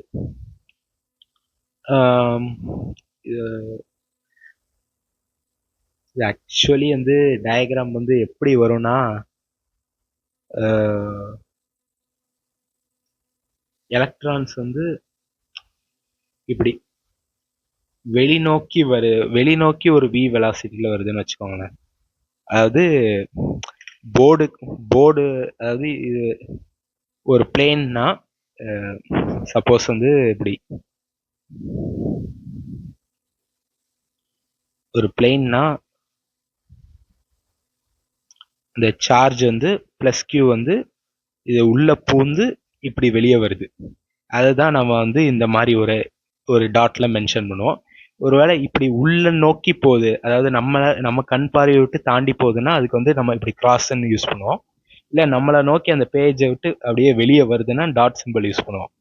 இங்கே நான் வந்து டாட் சிம்பிள் யூஸ் பண்ணியிருக்கேன். அந்த எலக்ட்ரான் வந்து ஒரு v வெலாசிட்டி, ஒரு சார்ஜ் பிளஸ் சார்ஜ் வந்து ஒரு v வெலாசிட்டியில் நம்மளை நோக்கி இந்த பேஜ் இந்த இதை உங்களை உடச்சிட்டு வருது. அந்த மாதிரி உங்கள் ஃபோனோ இல்லை இதோ வச்சுட்டு அப்படியே உங்களை நோக்கி வருது. அது ஆனால் இந்த மேக்னெட்டிக் ஃபீல்டு வந்து அந்த உங்கள் டேப் அந்த இல்லை உங்கள் ஃபோனில் அதே பிளேனில் இப்படியே இருக்கு.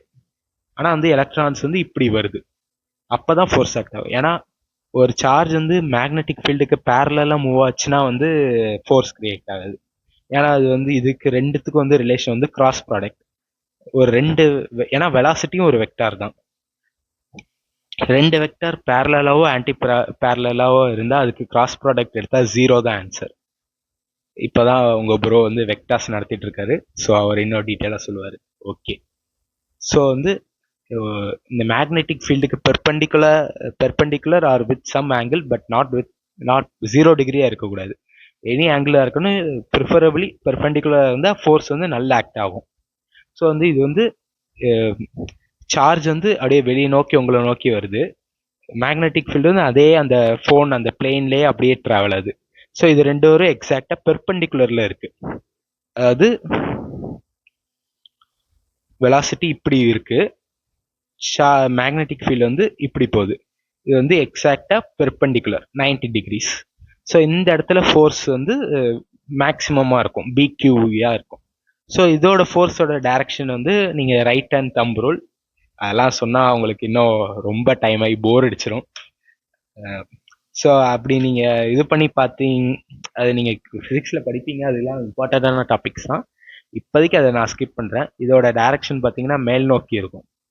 இது வந்து ரைட் ஹேண்ட் தம்ப் ரூலை வச்சு சொல்லுவோம். ஓகே. இது மேலே இப்படி ஃபோர்ஸ் வந்து இந்த சார்ஜ் வந்து அப்படியே மேல் நோக்கி போகும் ஒரு மேக்னெட்டிக் ஃபீல்டுனால. இதான் வந்து மேக்னெட்டிக் ஃபோர்ஸ் கான கான்செப்ட். ஸோ வந்து இப்படி ஒரு செட்டப் பண்ணிடுறோம். இப்போ நம்ம வந்து வெலாசிட்டி ஆஃப் கேத்தோட் ரேஸ் கண்டுபிடிக்கணும் கண்டி. Okay okay bro.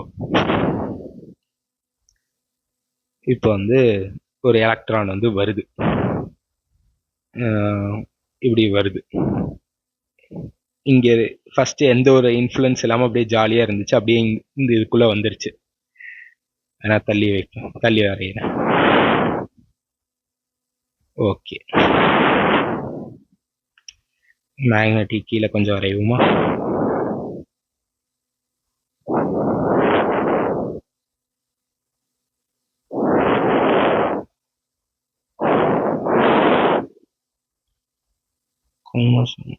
இல்லை வேண்டாம், அப்படியே இருக்கு. சும்மா இமேஜின் பண்ணிக்கோங்க, இங்க இருந்து அப்படியே இதுக்குள்ள வருது. ஓகே, இப்போ இது மேல வந்து 2 ஃபோர்ஸ் ஆக்ட் ஆகுது. ஏன்னா இங்க எலக்ட்ரிக் ஃபீல்டும் இருக்கிறதுனால எலக்ட்ரிக் ஃபோர்ஸும் ஆக்ட் ஆகும், மேக்னெட்டிக் ஃபீல்டு இருக்கிறதுனால மேக்னெட்டிக் ஃபோர்ஸும் ஆக்ட் ஆகும். நான் இங்க ரஃபா வரைகிறேன். இது வந்து ஒரு v வெலாசிட்டியில இப்படி போகுது. ஓகே, ஸோ வந்து இது வந்து நெகட்டிவ் சார்ஜா, அப்போ இதோட ஃபோர்ஸ் வந்து மேல் நோக்கி பாசிட்டிவ் நோக்கி இருக்கும். இது வந்து FV. இது நீங்க இந்த ரைட் ஹேண்ட் தம்ப் ரூல் வச்சு பாத்தீங்கன்னா,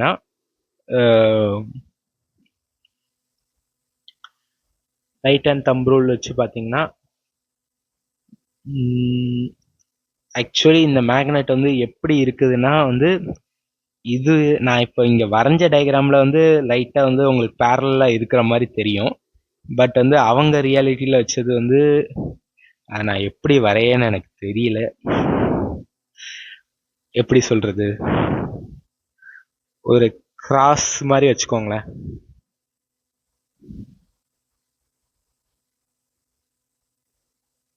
இப்படி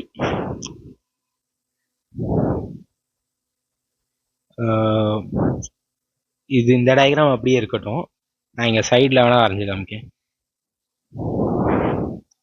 இப்படி பிளேட் இருக்குன்னா மேக்னெட் வந்து அப்படியே உள்ள இருந்து இப்படி வருது.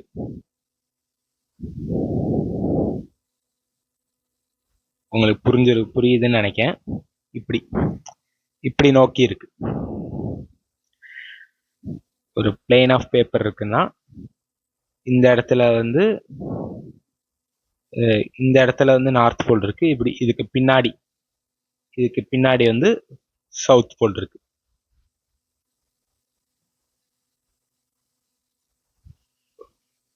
சைடு வாக்கில் இருக்கு. இந்த இப்படி வச்சிருக்காங்க, உங்களுக்கு புரியும்னு நினைக்கிறேன். ஸோ அதை நான் வந்து இப்படி ஸ்ட்ரைட்டா வரைஞ்சிருக்கேன். ஏன்னா நம்ம இந்த 2 டைமென்ஷன்ல தானே பார்க்கோம் அது. ஸோ வரைகிறது கொஞ்சம் கஷ்டமா இருக்கு. ஸோ இப்படி வரைஞ்சிக்கிறேன். ஸோ அட்ஜஸ்ட் பண்ணிக்கோங்க. உங்களுக்கு புரியுது, நீங்களே விஷுவல் பண்ணி பாருங்க, உங்களுக்கு புரியுதுன்னு நினைக்கிறேன். ஓகே, ஸோ இதோட ஃபோர்ஸ் வந்து மேக்னெட்டிக் ஃபீல்டு வந்து கீழ் நோக்கி ஆக்ட் ஆகும். ஸோ நம்ம வெக்டார் வந்து இது ரெண்டும் ஆப்போசிட்ல இருக்கு. பட் வந்து ஒரு பர்டிகுலர் வெலாசிட்டியில இந்த எலக்ட்ரான் வந்து போகும்போது இந்த 2 ஃபோர்ஸும் ஈக்குவல் ஆகும். ஈக்குவல் அண்ட் ஆப்போசிட் வெக்டார்ஸ் வந்து கேன்சல் ஆயிரும். அது வந்து எப்போ நடக்குன்னா at a particular velocity.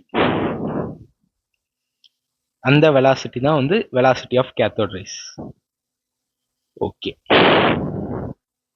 At a particular velocity வந்து இந்த ஃபோர்ஸ் ஆஃப் எலக்ட்ரிக் ஃபீல்டும் ஃபோர்ஸ் ஆஃப் மேக்னெட்டிக் ஃபீல்டும் ஈக்குவலா இருக்கும்.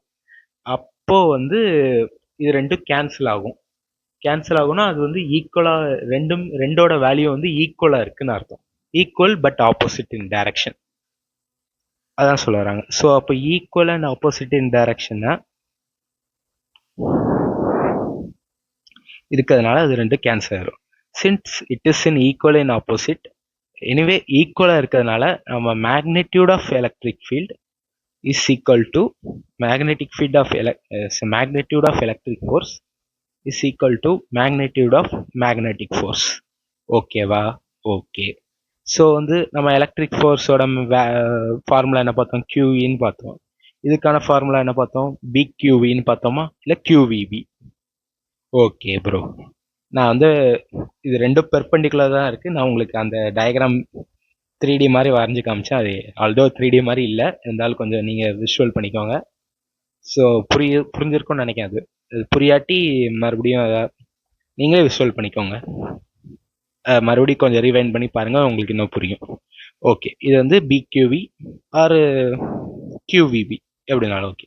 அப்போ இந்த சார்ஜும் கேன்சல் ஆயிரும். அப்போ இதில் வந்து வெலாசிட்டி என்ன கிடைக்கும்னா electric field vector divided by magnetic field vector. இதுதான். ஓகே, இதான் வந்து கேத்தோட் ரேஸோட வெலாசிட்டி கண்டுபிடிக்கிறதுக்கான ஒரு மெத்தடு. இதை மாதிரி தான் வச்சு அவங்க கண்டுபிடிச்சிருப்பாங்க. ஸோ அவங்க கண்டுபிடிச்சு பார்த்ததுல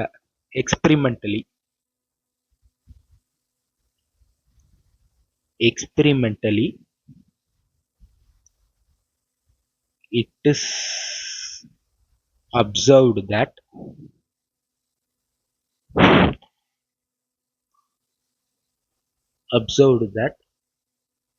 cathode rays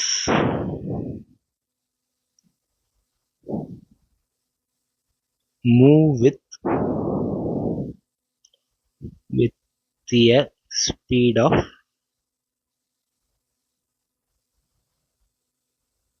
1/10 into velocity of light.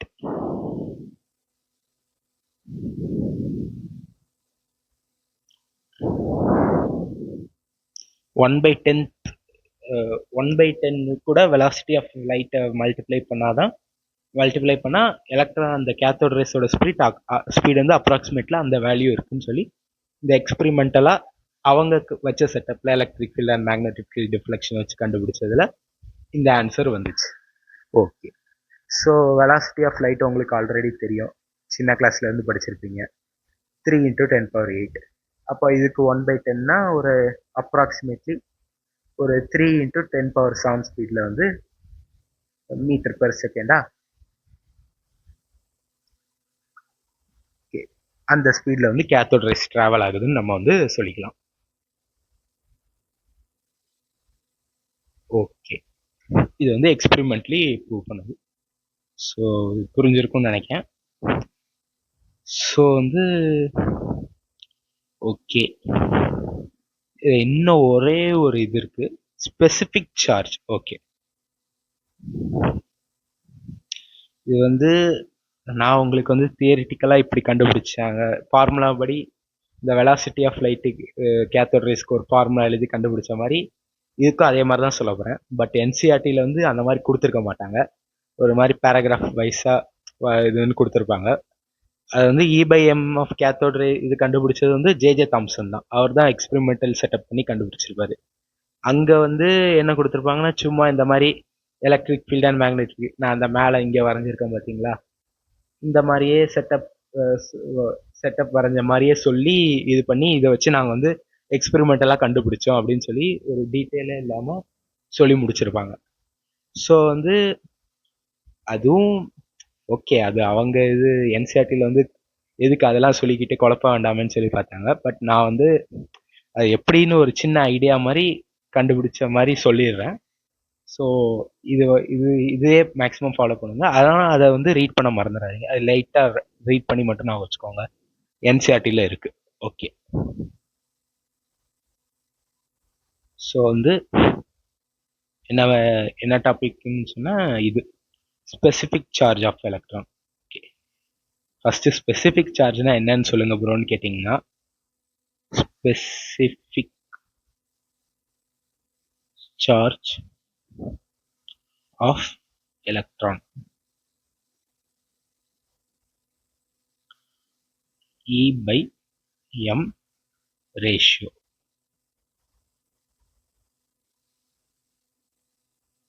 இதான் வந்து ஸ்பெசிஃபிக் சார்ஜ். அதாவது ஸ்பெசிஃபிக் சார்ஜ்னா என்ன அர்த்தம்னா, சார்ஜ் டிவைடட் பை மாஸ். இப்போ ஒரு பாடி இருக்குன்னு வச்சுக்கோமே, இதோட வெயிட் வந்து ஒரு 10 kg. இதுல வந்து ஒரு பாசிட்டிவ் சார்ஜ் இருக்கு, சார்ஜோட யூனிட் வந்து ஒரு 5 கூலும் சார்ஜ் இருக்குன்னு வச்சுக்கோங்க. அப்போ இந்த பாடியோட ஸ்பெசிஃபிக் சார்ஜ் கேட்டாங்கன்னா 5 ஒரு 10 கூலும்னே வச்சுக்கோமே. இந்த பாடியோட ஸ்பெசிஃபிக் சார்ஜ் கேட்டாங்கன்னா Q/m 10/10 அப்போனா 1ன்னு வரும். இதுதான் இதோட ஸ்பெசிஃபிக் சார்ஜ். அதாவது ஒரு யூனிட் மாஸ்ல எவ்வளோ சார்ஜ் இருக்கும் அந்த பாடி, அதான் ஸ்பெசிஃபிக் சார்ஜ் சொல்ல வருது. Charge of the body divided by mass of the body. இங்கே வந்து நம்ம வந்து கேத்தோட் ரேஸ் கண்டுபிடிக்கோம். கேத்தோட் ரேஸில் என்ன இருக்குது? எலக்ட்ரான்ஸ். எலக்ட்ரான்ஸோட சார்ஜை வந்து நம்ம வந்து ஸ்மால் இன்னு டெனோட் பண்ணுவோம். ஒரு எலக்ட்ரானோட சார்ஜை வந்து ஸ்மால் இ ஆர் நெகட்டிவ் இன்னு டினோட் பண்ணுவோம் ஃபார் எலக்ட்ரான். இதுவே புரோட்டானுக்கு வந்து பிளஸ் இன்னு டினோட் பண்ணுவோம். பிளஸ் இன்னு புரோட்டானுக்கு டினோட் பண்ணுவோம். சார்ஜோட சிம்பிள் பேசிக்கலாக ஜென்ரலாக சார்ஜோட சிம்பிள் வந்து Q தான். பட் எலக்ட்ரானுக்கு புரோட்டானுக்கு இந்த மாதிரி ரெண்டு இ ஸ்மால் லெட்டர் இயை வந்து மென்ஷன் பண்ணி சொல்லுவோம். அவ்வளோதான். நியூட்ரானுக்கு வந்து சார்ஜே கிடையாது.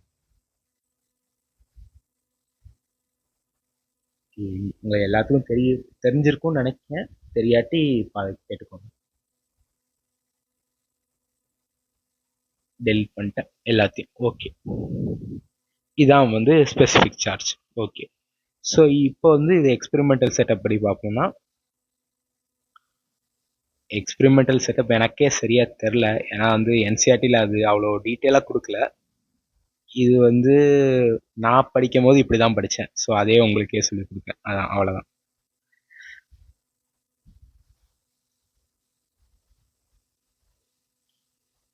பட் இதெல்லாம் வந்து நீங்கள் ஞாபகம் வச்சுக்கிட்டா பெட்டர் தான், நல்லது தான். பட் வந்து மேக்ஸிமம் கொஸ்டின்ஸ் இதில் இருந்து வராது. இது வந்து சும்மா ஒரு தியரி மாதிரி. அவங்களே என்சிஆர்டிலேயே ரொம்ப போர் அடிக்கிற மாதிரி தான் கொடுத்துருப்பாங்க. இதை வந்து நீங்கள் வந்து இப்போ வாசிங்க. இப்போ டைம் இருக்குது. நீட் எக்ஸாமுக்கு இன்னும் 9 months கிட்ட இருக்குது. இப்போ அதுலேருந்தே உங்கள் சின்சியர் எஃபர்ட் போட்டிங்கன்னா நீங்கள் கன்ஃபார்ம் கிளியர் பண்ணலாம். பட் வந்து இப்போ நீங்கள் ரீட் பண்ணுங்கள். பட் லாஸ்ட் மினிட்ல வந்து இந்த என்சிஆர்டி ரீடிங் வந்து கொஞ்சம் அவாய்ட் பண்ணுறது நல்லது. லாஸ்ட் மினிட்ல வந்து இம்பார்ட்டண்ட்டான ஃபார்முலா, உங்கள் நோட்ஸு, ஒரு ஃபார்முலா ஷீட் மாதிரி ஒரு ஷார்ட் நோட்ஸ் மாதிரி ப்ரிப்பேர் பண்ணி வைங்க. இப்போ நம்ம வந்து மோல் கான்செப்ட் பார்த்துருக்கோம். மோல் கான்செப்டில் என்னெல்லாம் ஃபார்முலா இருக்குன்னு சொல்லிட்டு ஒரு 2 பேஜில் எல்லாத்தையும் கவர் பண்ணுற மாதிரி நீட்டாக எழுதி வச்சிங்கன்னா, நீங்கள் லாஸ்ட் மினிட்ல அதை பார்த்தா உங்களுக்கு வந்து அன்னைக்கு பிரேம் ப்ரோ இதெல்லாம் சொன்னார், இதெல்லாம் பார்த்தோம் அப்படின்னு சொல்லி உங்களுக்கு ஞாபகம் இருக்கும். அதே மாதிரி ஃபிசிக்ஸ்க்கு எடுங்க. பயாலஜிக்கு வந்து அஃப்கோர்ஸ் என்சிஆர்டி மனப்பாடம்னு இல்லை, எல்லாமே ஞாபகம் வச்சுக்கணும். ஒரு inch by inch, line by line ஞாபகம் இருக்கணும். அவ்வளோதான். ஸோ ஓவராக பேசாமல் டாபிக்குள்ளே போயிடலாம். ஸோ வந்து இப்போவுமே முடிஞ்ச அளவுக்கு என்சிஆர்டி கெமிஸ்ட்ரிக்கு ரீட் பண்ணி வச்சுக்கோங்க. லாஸ்ட் மினிட்ல ரீட் பண்ணணும்னு நினைக்காதீங்க. ஓகே, நாங்களும் என்சிஆர்டியில் உள்ள எல்லா பாயிண்ட்ஸும் கவர் பண்ணுறோம். பட் இருந்தாலும் ஒரு ஃபார் சேக் நீங்களும் கொஞ்சம் ரீட் பண்ணிக்கிட்டா நல்லது. Okay,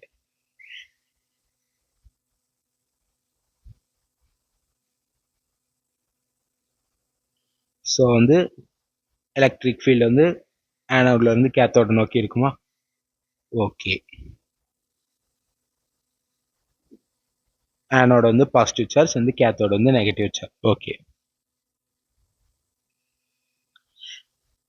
electron. ஸோ வந்து சாரி, எலக்ட்ரான்லாம் ஆப்போசிட்ல தானே போகும். Okay okay okay bro. இப்போ இந்த ஒரு எலக்ட்ரான் வந்து வைக்கும். அது வந்து ஆனோட நோக்கி ஒரு பாசிட்டிவ் பிளேட்டை நோக்கி மூவ் ஆகுது. கேத்தோட வந்து நெகட்டிவ் சார்ஜ். இது வந்து நெகட்டிவ் சார்ஜ். Okay bro. இப்போ இந்த இடத்துல வந்து potential energy and kinetic energy உங்களுக்கு தெரிஞ்சிருக்கும்னு நம்புறேன். ஒரு எலக்ட்ரான் வந்து நெகட்டிவ் பிளேட்டு கிட்ட இருக்கும் போது அதுக்கு வந்து பொட்டன்ஷியல் எனர்ஜி ஜாஸ்தியா இருக்கும். மீன்ஸ் ஏன் ஜாஸ்தியா இருக்குன்னா, அங்க வந்து ஸ்டெபிலிட்டி வந்து ரொம்ப கம்மியா இருக்கும். ஏன்னா நெகட்டிவ் சார்ஜ் ரிப்பிள் ஆகும்.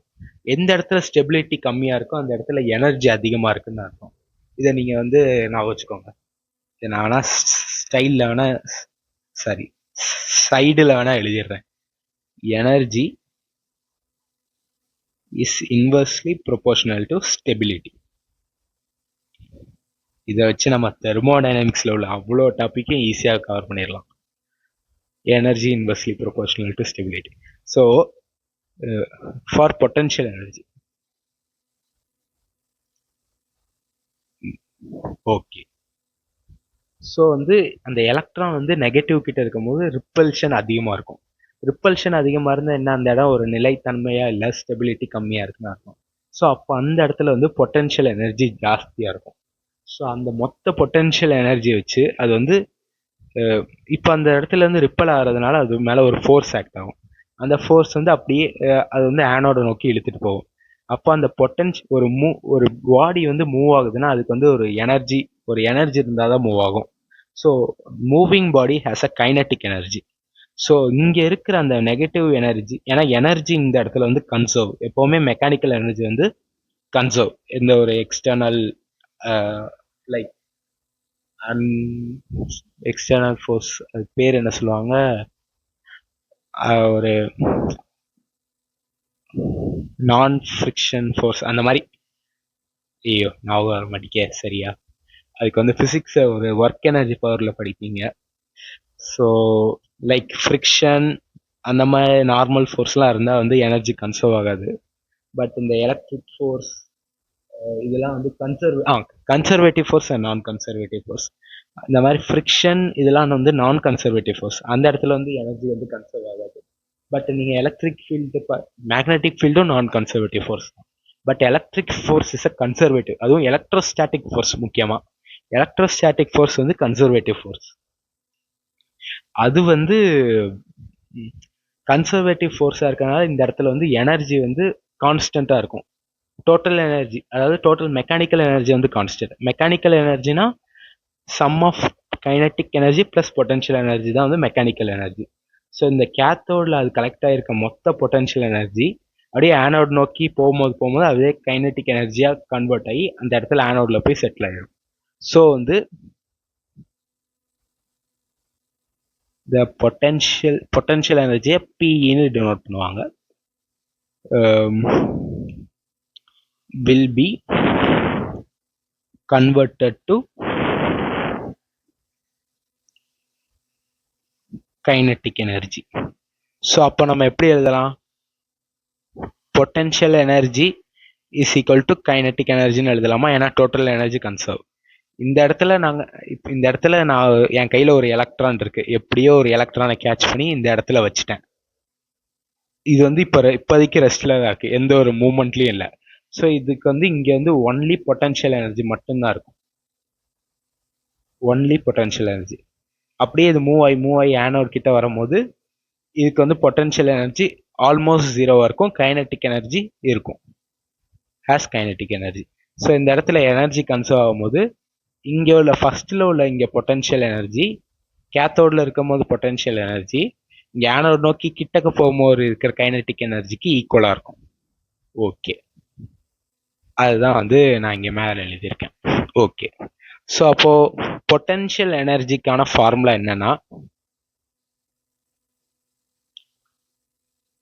Charge into potential difference.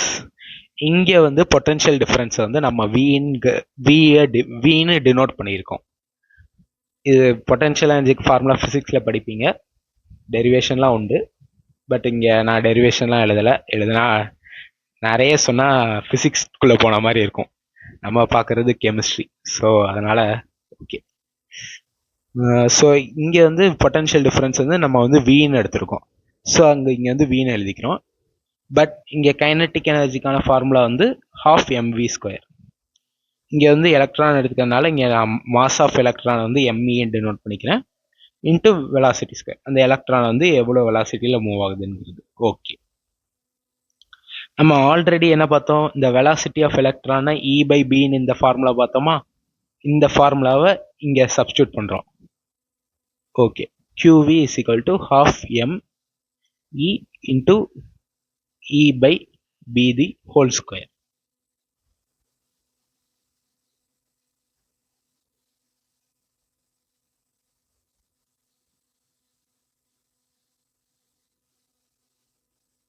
Okay bro. So இந்த இங்க வந்து சார்ஜ் Q வந்து என்னது E. ஆல்ரெடி சொன்ன எலக்ட்ரானுக்கு வந்து இந்த ஸ்மால் இல டினோட் பண்ணுவோம். மேக்னிடியூட் மட்டும் எழுதினா போதும். ஓகே. ஸோ இதை வச்சு இங்க உள்ள இந்த எம் வந்து இங்க கொண்டு வந்துருங்க. கொண்டு வந்தீங்கன்னா இது வந்து வேற கலர்ல வேணா எழுதிருக்கேன், எல்லோல எழுதும். E by M ratio of electron வந்து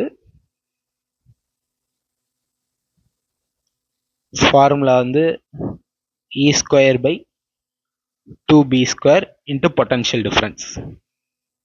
சாரி, பொட்டன்ஷியல் டிஃபரன்ஸ். ஆமாம், பொட்டன்ஷியல் டிஃபரன்ஸ். இந்த இடத்துல சம்டைம்ஸ் உங்களுக்கு வி இது குழப்பம்னா இங்கே இதை டெல்டா வின்னு மென்ஷன் பண்ணிக்கோங்க, ஒன்றும் தப்பு இல்லை. வெலாசிட்டிக்கு அதே சிம்பிள் தான் யூஸ் பண்ணுறோம், பொட்டன்ஷியல் டிஃபரன்ஸ்க்கு அதே இதுன்னா ரெண்டும் சேர்ந்து உங்களுக்கு குழப்பிடக்கூடாது. இங்கே வெலாசிட்டி ஆஃப் எலக்ட்ரானுக்கு தான் E by B, அதுதான் வந்து இந்த இடத்துல சப்ஸ்டியூட் பண்ணியிருக்கோம். ஓகே. ஸோ இது வந்து potential difference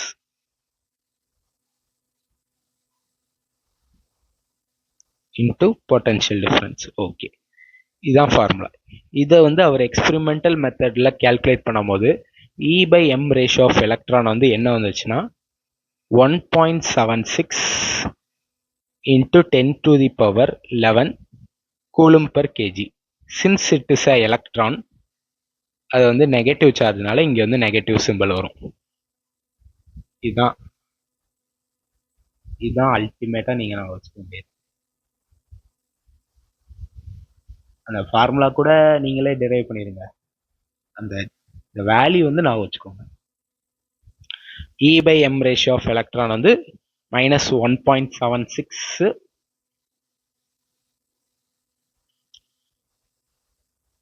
into 10^11 coulomb per kg.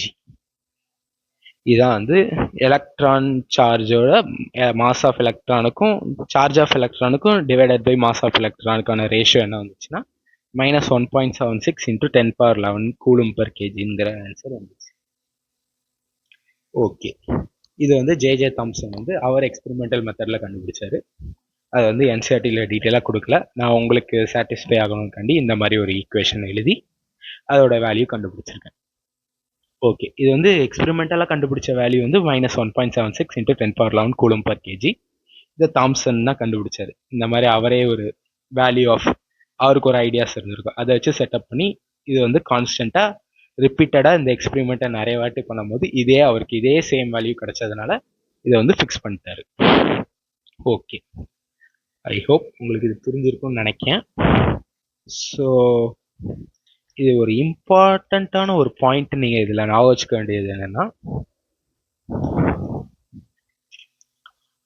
அது சொன்ன மாதிரி இந்த எக்ஸ்பெரிமெண்ட்டை வந்து அவரு நிறைய வாட்டி கேரி பண்ணி பார்த்தாரு. ஒவ்வொரு வாட்டி எலக்ட்ரிக் ஃபீல்டு வேல்யூவை மாற்றி, மேக்னெட்டிக் ஃபீல்டை மாற்றி, பொட்டன்ஷியல் டிஃபரன்ஸை மாற்றி அப்படியே வச்சு கால்குலேட் பண்ணி அவருக்கு வந்து ஒரு கான்ஸ்டன்ட் வேல்யூவை இந்த -1.76 into 10^11 கிடச்சிச்சு.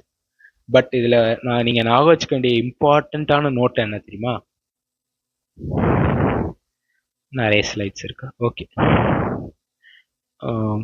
சரி, ஒரு ஸ்லைடு வேஸ்ட் ஆனால் அந்த ஒரு ஸ்லைட் ஃபுல்லாக எழுதிடுறேன். ஒரு இம்பார்ட்டண்ட்டான நோட், இது வந்து நிறைய வாட்டி கொஸ்டின்ல கேட்டிருக்காங்க. E by M ratio or specific charge of cathode rays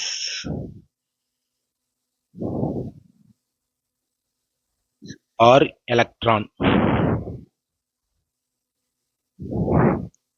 is independent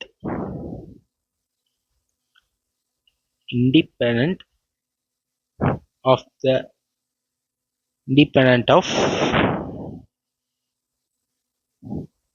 nature of gas,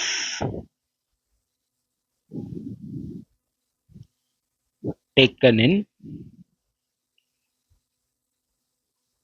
Crookes tube,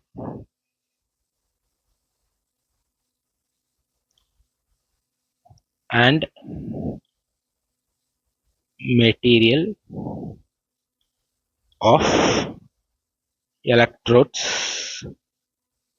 used. Very, very important.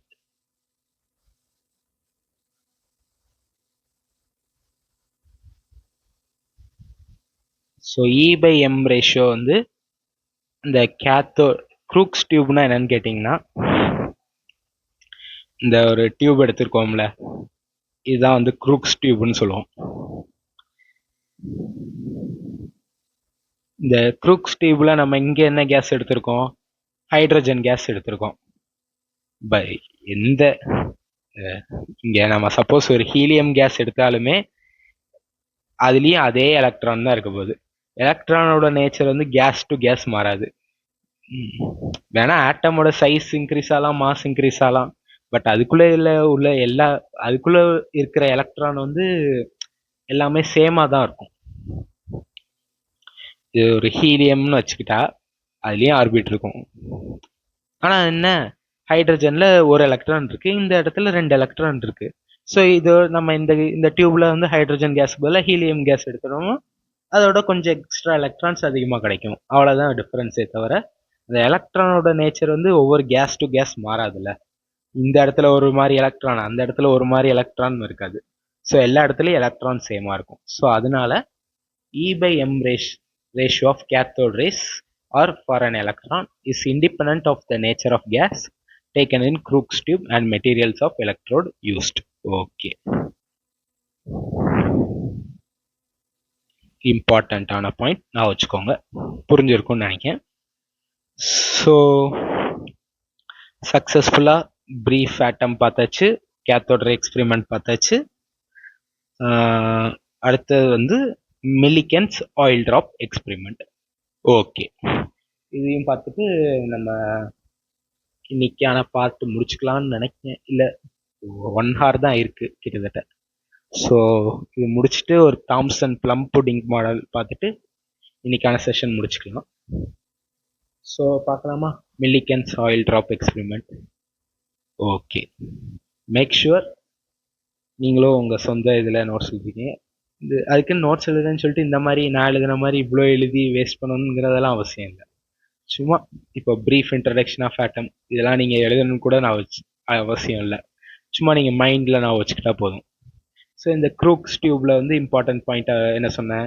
Low pressure, very high voltage. இது வந்து ஒரு சின்ன நோட் மாதிரி எழுதி வைங்க. இது வந்து யாரு கேரி பண்ணா? J Thomson. அதோட ப்ராப்பர்ட்டிஸ் என்ன, இதெல்லாம் வந்து இவ்வளோ பெருசாக எழுதி இது பண்ணணும் ஞாபகம் இல்லை.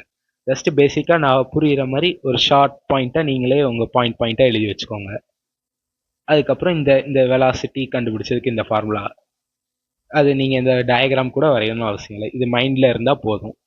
இதை மட்டும் எழுதி வச்சிருந்தா, இந்த மாதிரி ஷார்ட்டாக எழுதி வச்சுக்கிட்டீங்கன்னா கூட உங்களுக்கு யூஸ்ஃபுல்லாக தான் இருக்கும். பட் முடிஞ்ச அளவுக்கு நிறைய சம்ஸ் ப்ராக்டிஸ் பண்ணுங்க, அப்போதான் வந்து மார்க் நம்ம நிறைய ஸ்கோர் பண்ண முடியும். ஓகே, ஸோ பேச்சை குறைச்சிட்டா ஆயில் ட்ராப் எக்ஸ்பெரிமெண்ட் பார்த்துடலாமா? ஓகே, பேர்லேயே இருக்கு. இதை வந்து it was done by Millikan தான் இந்த எக்ஸ்பெரிமெண்ட் பண்ணாரு. ஸோ இதை வந்து எதுக்கு பண்ணாருன்னா, to determine the charge of an electron. Okay, இப்போ நம்ம E/M ரேஷியோ ஸ்பெசிஃபிக் சார்ஜ் தான் கண்டுபிடிச்சிருக்கோம். எலக்ட்ரானோட ஆக்சுவல் சார்ஜ் நம்ம என்னங்கிறத கண்டுபிடிக்கல. அது கண்டுபிடிக்கிறதுக்கு வந்து மில்லிகன் ஆயில் ட்ராப் எக்ஸ்பெரிமெண்ட் வச்சு கண்டுபிடிச்சார் அவர். ஸோ வந்து Millikan oil drop experimental setup பார்த்தோம்னா,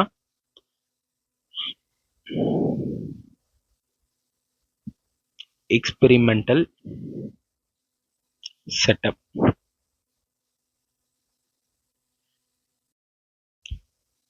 ஓகே கைஸ், நான் மில்லிகன் ஆயில் ட்ராப் எக்ஸ்பெரிமெண்ட் வரைகிறதுக்கு பதிலாக நான் வந்து NCERT டயக்ராம் அப்படியே காப்பி பேஸ்ட் பண்ணிட்டேன். ஸோ உங்களுக்கு இன்னும் நல்லா தெளிவாக அண்டர்ஸ்டாண்ட் ஆகும். நான் வரைஞ்ச அது ஒரு மாதிரி வித்தியாசமாக இருக்கும், உங்களுக்கு குழப்பற மாதிரி. ஸோ இதுதான் வந்து NCERTயில் கொடுத்துருக்க டயக்ராம் மில்லிகன் ஆயில் ட்ராப் எக்ஸ்பெரிமெண்ட்டுக்கு.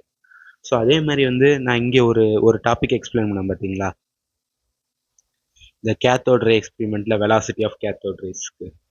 இதுக்கு வந்து நான் வரைஞ்ச டயக்ராமோட இந்த டயக்ராம் உங்களுக்கு இன்னும் ரொம்ப சிம்பிளிஃபைடாக புரியும்னு நினைக்கிறேன். அதான் இதையும் காப்பி பேஸ்ட் பண்ணிட்டேன். ஸோ இப்படி தான் இருக்குது மேக்னெட்டு. ஸோ வந்து எலக்ட்ரிக் ஃபீல்டு வந்து பாசிட்டிவ் டு நெகட்டிவ் இருக்கும். மேக்னெட்டிக் ஃபீல்டு வந்து இப்படி, அதுக்கு எலக்ட்ரிக் ஃபீல்டுக்கு பெர்பெண்டிகுலராக இருக்கும். இப்படி இருக்குது மேக்னெட்டிக் ஃபீல்டு. ஆனால் எலக்ட்ரிக் ஃபீல்டு இப்படி டவுன் இப்படி இருக்குது. ரெண்டு எக்ஸாக்ட்லி பெர்பெண்டிகுலர். ஒன்று இப்படி போகுது, ஒன்று இப்படி சைடில் போகுது. இப்படி போகிறது எலக்ட்ரிக் ஃபீல்டு, இப்படி போகிறது மேக்னெட்டிக் ஃபீல்டு. ஓகே, அப்போ இதுக்கு எலக்ட்ரிக் ஃபோர்ஸ் வந்து ஆப்போசிட் இங்கே மேலே ஆக்ட் ஆகும். மேக்னெட்டிக் ஃபோர்டு வந்து கிராஸ் ப்ராடக்ட் தம்ப் ரூல் படி கீழே டவுன்வர்ட்ஸ் ஆக்ட் ஆகும். ஸோ வந்து இந்த ரெண்டு ஃபோர்ஸும் ஈக்குவல் அண்ட் ஆப்போசிட்டில் இருக்கிறதுனால கேன்சல் ஆயிரும். ஸோ வந்து இந்த எலக்ட்ரான் வந்து ஒரு எந்தவித அன்பேலன்ஸ்டு ஃபோர்ஸ் இல்லாட்டி, அதாவது பேலன்ஸ்டு ஃபோர்ஸ் கண்டிஷனில் அந்த ஆப்ஜெக்ட் வந்து அதே யூனிஃபார்ம் வெலாசிட்டியில் ட்ராவல் ஆகும், இல்லாட்டி ரெஸ்ட்லேயே இருக்கும். சின்ஸ் இந்த எலக்ட்ரான் வந்து ஒரு யூனிஃபார்ம் வெலாசிட்டியில் ப்ரொஜெக்ட் பண்ணதுனால இந்த ரெண்டு ஃபோர்ஸும் கேன்சல் ஆகிறது மூலயமா அது அப்படியே ஒரு ஸ்ட்ரெயிட் பாத்தில் ட்ராவல் ஆகும் அதே வெலாசிட்டியோட. அந்த வெலாசிட்டி தான் நம்ம வந்து இந்த வெலாசிட்டி ஆஃப் கேத்தோட் ரேஸ் வந்து சொல்கிறோம். அதை வந்து எப்படி கண்டுபிடிக்கிறதுக்கு இந்த ஃபார்முலா ஈக்குவேட் பண்ணி இது பண்ணால் E/Bங்கிற ரேஷியோ கிடச்சிடும். ஐ ஹோப் இப்போ உங்களுக்கு இன்னும் அது தெளிவாக புரிஞ்சிருக்கும்னு நினைக்கிறேன். இதுதான் செட்டப், ஆக்சுவல் செட்டப். நான் வரைஞ்சது கொஞ்சம் லேஸாக குழப்புற மாதிரி இருந்திருக்கும். ஸோ ஓகே, இப்போ அண்டர்ஸ்டாண்ட் ஆகிருக்கும் நம்புகிறேன். ஸோ அதே மாதிரி இப்போ நம்ம இந்த மில்லிகன் ஆயில் ட்ராப் எக்ஸ்பெரிமெண்ட் பார்க்குறோம். இதுவும் வந்து NCERTயில் உள்ள பிக்சர் தான். ஓகே, இப்போ இதில் வந்து ஒரு இம்பார்ட்டண்ட்டான கான்செப்ட் உங்களுக்கு தெரிய வேண்டியது என்னன்னா terminal velocity. Okay, terminal velocity பார்க்குறதுக்கு முன்னாடி இன்னொன்று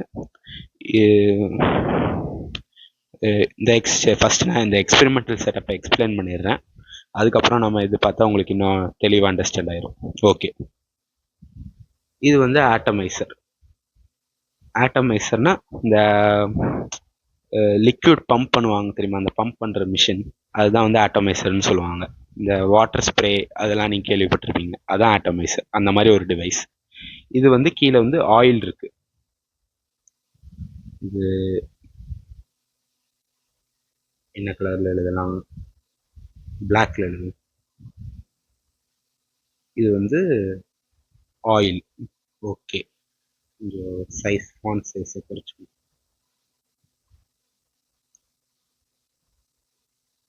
இது வந்து ஆயில், சரிங்களா? இப்போ இந்த ஆயிலை வந்து நான் இந்த பம்ப் பண்ணி இந்த கண்டெய்னருக்குள்ளே விடுறேன். ஸோ இப்போ அது ஒன்று. இது வந்து இங்கே வந்து ஒரு 2 பிளேட் இருக்கு. ஒன்று வந்து கேத்தோடு பிளேட், இது வந்து கேத்தோடு.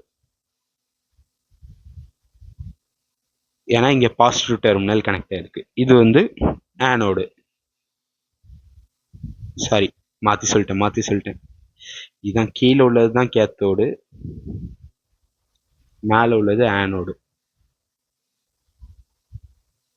ஆனோடில் எப்போவுமே பாசிட்டிவ் பிளேட் கனெக்ட் ஆகிருக்கும், கேத்தோடில் நெகட்டிவ் பிளேட் கனெக்ட் ஆகிருக்கும். ஓகேவா? ஓகே, 2 பிளேட்டில் பேட்டரி கனெக்ட் பண்ணியாச்சு.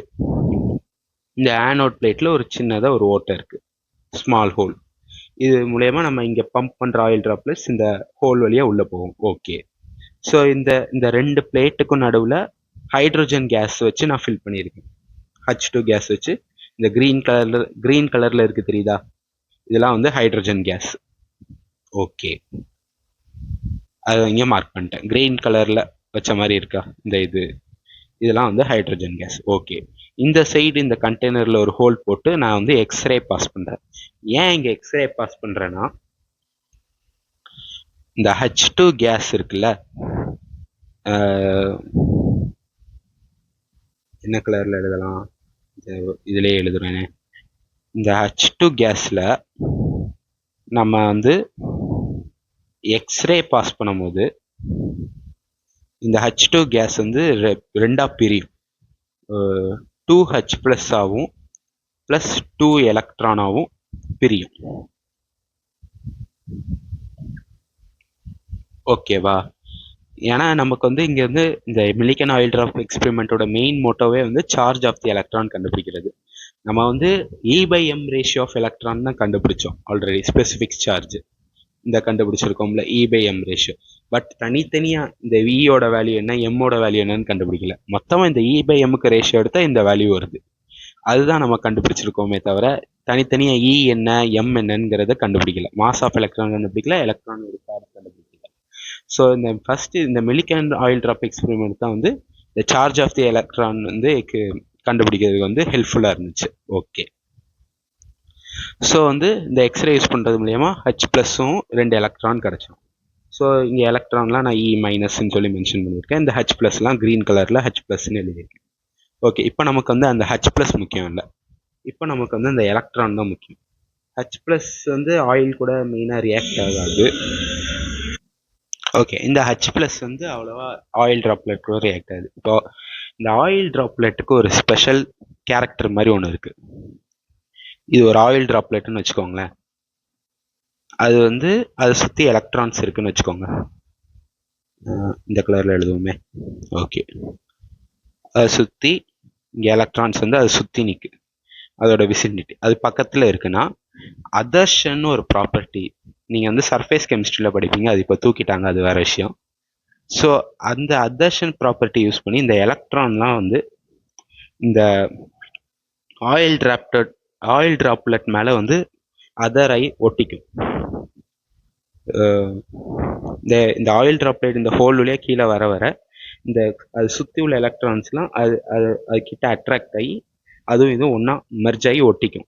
ஸோ இந்த மாதிரி ஒரு எலக்ட்ரான், அதாவது இப்போ நான் வந்து எலக்ட்ரானை சும்மா டாட் மாதிரி மென்ஷன் பண்ணிக்கிறேன். ஓகே, இது ஒரு பெரிய ஆயில் ட்ராப்லெட்னு வச்சுக்கோங்களேன். இந்த ஆயில் ட்ராப்லெட்ல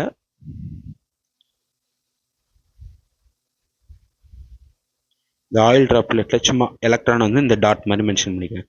இந்த ஆயில் ட்ராப்லெட்டை சுற்றி அதோட சர்ஃபேஸில் ஃபுல்லாக எலக்ட்ரான் வந்து ஆதர் ஆகிருக்கும். இது ஃபுல்லாக எலக்ட்ரான்ஸ். Okay okay bro. அப்போது since electron has a charge, since இந்த ஆயில் ட்ராப்லெட் மேலே இந்த எலக்ட்ரான்ஸ்லாம் ரவுண்ட் ஆனதுனால இப்போ இந்த ஆயில் மொத்தமாக இந்த ஆயில் ட்ராப்லெட்டுக்கும் ஒரு சார்ஜ் வந்து கிரியேட் ஆயிரும். அந்த சார்ஜை தான் நம்ம வந்து ஸ்டெப் பை ஸ்டெப்பாக கண்டுபிடிக்க போகிறோம். ஸோ அது பார்க்குறதுக்கு முன்னாடி ஒரு டெர்மினல் வெலாசிட்டின்னு ஒரு கான்செப்ட் இருக்குது, அதையும் பார்த்துரும். அதை பார்த்தா இன்னும் உங்களுக்கு இன்னும் டீட்டெயிலாக புரிஞ்சிடும். ஓகே, டெர்மினல் வெலாசிட்டி ரொம்ப சிம்பிளான கான்செப்ட். இப்போ நீங்கள் வந்து ஒரு கண்டெய்னர் எடுத்துக்கிறீங்க. ஓகே,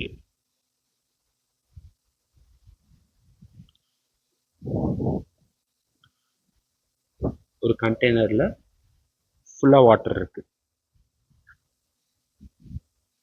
ஓகே ப்ரோ, இப்போ வந்து ஒரு சின்ன பால், ஒரு ரெட் பால், இதை வந்து அப்படியே நீங்கள் வந்து ட்ராப் பண்ணுறீங்க. அப்போ இது வந்து ஒரு கீழ் நோக்கி அதோட வெயிட்டோட ஃபோர்ஸை எம்ஜின்ட்டு நோட் பண்ணுவோம். அதோட ஓன் வெயிட்னால இது வந்து கீழே கிராவிட்டியை நோக்கி கீழே போகும். அப்படியே போயிட்டே இருக்கும் போது இது வந்து இங்கே வாட்டரில் வந்து ஒரு விஸ்கஸ் ஃபோர்ஸ்னு ஒன்று ஆக்ட் ஆகும்.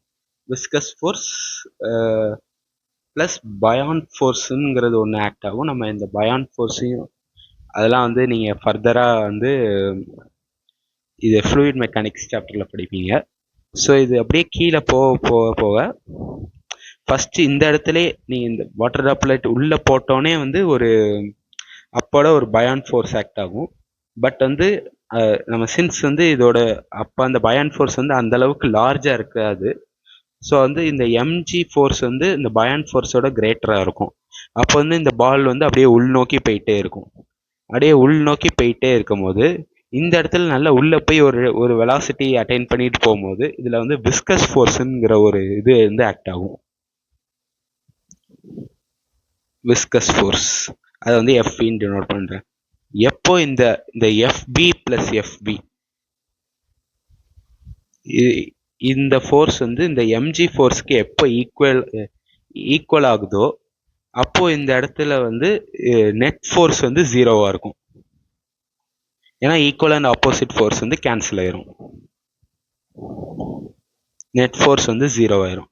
ஸோ வந்து பேலன்ஸ்டு கண்டிஷனில் இப்போ வந்து சின்ஸ் இந்த பாடி வந்து இந்த இடத்துல வரும்போது ஒரு யூனிஃபார்ம் வெலாசிட்டி வி அட்டைன் ஆகுது, ஒரு வி வெலாசிட்டி அட்டைன் ஆகுதுன்னா அதே சின்ஸ் வந்து இந்த ஃபோர்ஸ்லாம் இங்கிட்டு கேன்சல் ஆகி பேலன்ஸ் ஆனதுனால இந்த இடத்துல இருக்கிற ஸ்பீட் அப்படியே இந்த ஃபர்தராக அப்படியே இந்த ஹோல் ஜேர்னி அது கீழே பாட்டம் போகிற வரைக்கும் அதே வி வெலாசிட்டியில் அப்படியே ட்ராவல் ஆகும். அந்த வெலாசிட்டியை தான் நம்ம வந்து டெர்மினல் வெலாசிட்டின்னு டினோட் பண்ணுவோம், விடின்ட்டு. அந்த கான்செப்ட் வச்சு தான் நம்ம வந்து இந்த ஆயில் ட்ராப் எக்ஸ்பெரிமெண்ட்ல சார்ஜ் கண்டுபிடிக்க போகிறோம். புரிஞ்சிருக்கும்னு நினைக்கிறேன். ஸோ மறுபடியும் இன்னொரு வாட்டி எக்ஸ்பிளைன் பண்ணுறேன். ஒரு பெரிய கண்டெய்னர் இருக்குது, நான் சின்னதாக வரைஞ்சிருக்கேன். ஒரு பெரிய கண்டெய்னரில் நீங்கள் மேலேருந்து பால் போடுறீங்க. தண்ணி அதை வந்து அப்படியே ஃபஸ்ட்டு தண்ணியை தாண்டி உள்ளே வருது. ஏன்னா வந்து அந்த இடத்துல வந்து 2 ஃபோர்ஸ் அந்த பால் மேலே ஆக்ட் ஆகும். ஒன்று வெயிட், அதோட ஓன் வெயிட் எம்ஜி, அது வந்து கீழே டவுன்வர்ட்ஸ் அதை பிடிச்சி கீழே இழுக்கும். இந்த வாட்டர் வந்து அதுக்கு ஒரு அப்வர்ட் ரெசிஸ்டன்ஸ் ஃபோர்ஸ் தெரியும், அதுக்கு வந்து பாயான் ஃபோர்ஸ்ன்னு பேர். ஓகே, சின்ஸ் வந்து அப்போ இந்த பால் வந்து அந்த சமயத்தில் ட்ராப் பண்ணும்போது இந்த அதோட வெயிட் வந்து இந்த பயான் ஃபோர்ஸோட அதிகமாக இருக்கும். ஸோ அதனால அது வந்து கீழ் நோக்கி இழுக்கப்படும். ஏன்னா அன்பேலன்ஸ்டு ஃபோர்ஸ் கண்டிஷனில் எம்ஜி தான் கிரேட்டராக இருக்கிறதுனால அது கீழ் நோக்கி போகும். ஒன்ஸ் கீழே போக போக ஒரு ஒரு ஒரு சமயத்தில் விஸ்கஸ் ஃபோர்ஸும் ஆக்ட் ஆகும். எப்போ இந்த விஸ்கஸ் ஃபோர்ஸ் ப்ளஸ் பயான் ஃபோர்ஸ் இந்த 2 ஃபோர்ஸும் சேர்ந்து இந்த வெயிட்டுக்கு ஈக்குவல் ஆகுதோ அப்போ இது வந்து ரெண்டும் ஈக்குவல் அண்ட் ஆப்போசிட் ஆகி இது ரெண்டும் கேன்சல் ஆயிரும். அந்த கேன்சல் ஆகிற கண்டிஷனில் அந்த சமயத்தில் அந்த பாடிக்கு வந்து என்ன வெலாசிட்டி இருக்கோ அதே வெலாசிட்டியை தான் அதோட ஜேர்னியை வந்து கண்டினியூ பண்ணும். அந்த வெலாசிட்டியை தான் நம்ம வந்து டெர்மினல் வெலாசிட்டி விடிங்கிறத வச்சு டினோட் பண்ணுவோம். ஓகே, இதான் ப்ரோ, இதான் சிம்பிள். ஸோ உங்களுக்கு அண்டர்ஸ்டாண்ட் ஆகிருக்கும் நம்புகிறேன். ஸோ இதை வச்சு அவர் எப்படி சார்ஜ் கண்டுபிடிச்சன்னு இப்போ சொல்லி பார்க்கலாமா? ஓகே ஓகே கைஸ், இந்த டயக்ராம் வந்து இங்கே இருக்கட்டும் உங்கள் ரெஃபரன்ஸ்காண்டி. சும்மா நான் வந்து டெர்மினல் வெலாசிட்டின்னு சொல்லி மென்ஷன் பண்ணி வச்சுக்கிறேன்.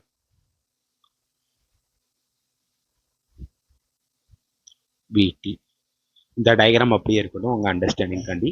ஸோ நம்ம ஃபர்தராக கீழே வந்து இதோட ஃபார்முலாஸ் இதை எப்படி கண்டுபிடிச்சாருங்கிறத கீழே டீட்டெயிலாக பார்க்கலாம். ஓகே, வேறு கலர் சூஸ் பண்ணோம்னா இது எழுதும். ஓகே, ஃபஸ்ட்டு இவர் வந்து எந்த மெத்தட் யூஸ் பண்ணாருன்னா, ஃபர்ஸ்ட் வந்து இந்த பேட்டரியை அவர் கனெக்ட் பண்ணல. வென் பேட்டரி, நாங்கள் வரையும் போது மொத்தமாக எல்லாம் சேர்த்து பேட்டரியோட சேர்ந்த மாதிரி வரைஞ்சிருக்கேன். ஆனால் அவர் ஃபர்ஸ்ட் டைம் பண்ணும்போது பேட்டரி கனெக்ட் பண்ணல. When battery is not connected. இப்போ இதே டயக்ராமில் அந்த பேட்டரி இல்லைன்னு மட்டுங்கிறத நான் விஷுவல் பண்ணிக்கோங்க. ஓகே, பேட்டரி கனெக்ட் ஆகாத சமயத்தில் அப்போ என்ன நடக்கும்னா அந்த அந்த வந்து ஆயில் ட்ராப்லெட் வந்து அப்படியே கீழே வருது. நான் இந்த ஆயில் ட்ராப்லெட் வந்து நம்ம ஆட்டோமேஷன் மூலியமாக ஸ்குவீஸ் பண்ணி அது வருது. அந்த ஆனோடில் உள்ள சின்ன ஸ்மால் ஹோல்னால அந்த பிளேட்டை விட்டு தாண்டி இந்த செகண்ட் இந்த 2 பிளேட்டுக்கு நடுவில் உள்ள கேப்பில் வருது. அது ஃபுல்லாக ஏரால தான் இருக்குது, ஏரால தான் ஃபுல்லாக இருக்குது, ஹைட்ரஜன் கேஸ் மெயின்லி. அதில் உள்ள எந்தோட லிக்யூடு எதுவுமே கிடையாது. ஓகே ப்ரோ, ஸோ வந்து இந்த இடத்துல வந்து அந்த ஆயில் ட்ராப்லெட் இருக்குது. சின்ஸ் நம்ம எக்ஸ்ரே அனுப்புறதுனால வந்து அந்த எலக்ட்ரான்ஸ்லாம் வந்து பிரேக் டவுன் ஆகி எலக்ட்ரான்ஸ்லாம் அந்த அந்த 2 பிளேட்டுக்கு நடுவில் கேப் ஃபுல்லாக ஃபில் ஆயிரும். ஓகே,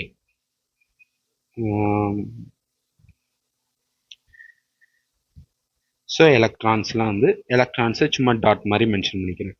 ஓகே, அப்போ இதுக்கு இந்த ஆயில் ட்ராப்லெட்டுக்கு ஒரு நெகட்டிவ் சார்ஜ் உருவாயிரும். சின்ஸ் எலக்ட்ரான் சார்ஜ் வந்து நெகட்டிவ், அதை நம்ம வந்து அந்த கேத்தோட எக்ஸ்பெரிமெண்ட்ல பார்த்தோம். ஓகே, இப்போ இது வந்து ஒரு வி வெலாசிட்டியில் கீழ் நோக்கி வருது. கீழ் நோக்கி வந்துட்டு இருக்கும் போது இந்த இடத்துல நம்ம வந்து பாயன் ஃபோர்ஸ் வந்து கணக்கெடுத்துக்க மாட்டோம். Since buoyant force is a small force. அதாவது பயான் ஃபோர்ஸ்க்கான ஃபார்முலா என்ன பார்த்தீங்கன்னா, density of the medium into volume of the body into gravitational constant G 9.8. இது வந்து இந்த ஃபார்முலா வந்து ரிப்பீட்டராக இருந்தீங்கன்னா தெரிஞ்சிருக்கும். மேபி இப்போ தான் 11th போகிறீங்கன்னா கேள்விப்பட்டிருக்க வாய்ப்பு கொஞ்சம் கம்மி தான். ஸோ இது வந்து ஒரு ஃபார்முலா பயான் ஃபோர்ஸ்க்கு. இது விங்கிறது இங்கே வந்து வால்யூமை டினோட் பண்ணுது. சின்ஸ் ஆயில் ட்ராப்லெட் ஒரு சின்ன ட்ராப் தான், அதோட வால்யூம் வந்து வெரி வெரி வெரி வெரி லெஸ்ஸாக இருக்கும். ஸோ அது பயான் ஃபோர்ஸும் வெரி லெஸ்ஸாக இருக்கும், நெக்லிஜிபிளாக இருக்கும். ஸோ நம்ம வந்து அதை வந்து கன்சிடர் பண்ணணுங்கிற வேண்டிய அவசியம் கிடையாது.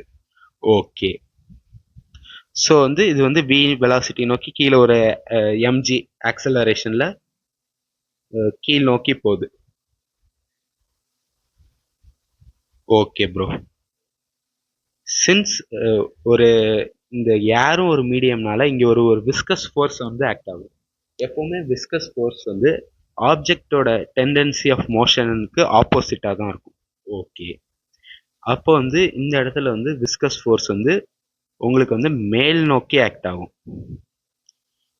ஏன்னா இங்கே வெலாசிட்டி அது ஆப்ஜெக்டோட மூவ் ஆகிற டெண்டன்சி கீழ் நோக்கி இருக்கு. ஸோ ஆனால் வந்து அதை அப்போஸ் பண்ணணுக்காண்டி விஸ்கஸ் ஃபோர்ஸ் வந்து மேலே ஆக்ட் ஆகும். இது வந்து விஸ்கஸ் ஃபோர்ஸ் வந்து எஃப்வின்னு டினோட் பண்ணுவோம். ஒரு கண்டிஷனில் இந்த ஆயில் ட்ராப்பில் அப்படியே கீழே வரும்போது ஒரு பர்டிகுலர் இடத்துல இந்த எம்ஜி ஃபோர்ஸும் இந்த விஸ்கஸ் ஃபோர்ஸும் ஈக்குவலாக இருக்கும். அந்த டைமில் வர வெலாசிட்டியை டெர்மினல் வெலாசிட்டின்னு சொல்லுவோமா? Okay. At that condition viscous force is equal to the own weight of the body. அந்த சமயத்தில் ஈக்குவல் அண்ட் ஆப்போசிட் ஃபோர்ஸஸ் இதுவும் கேன்சல் ஆயிரும். கேன்சல் ஆகும்போது இதோட ரெண்டோட magnitude equal but opposite in direction. So cancel ஆயிரும். ஸோ ஈக்குவலாக இருக்கிறதுனால இதை வந்து நான் இப்படி எழுதிக்கிறேன், எஃப்பி இஸ் ஈக்குவல் டு எம்ஜின்னு எழுதிக்கிறேன். ஓகே. Okay bro.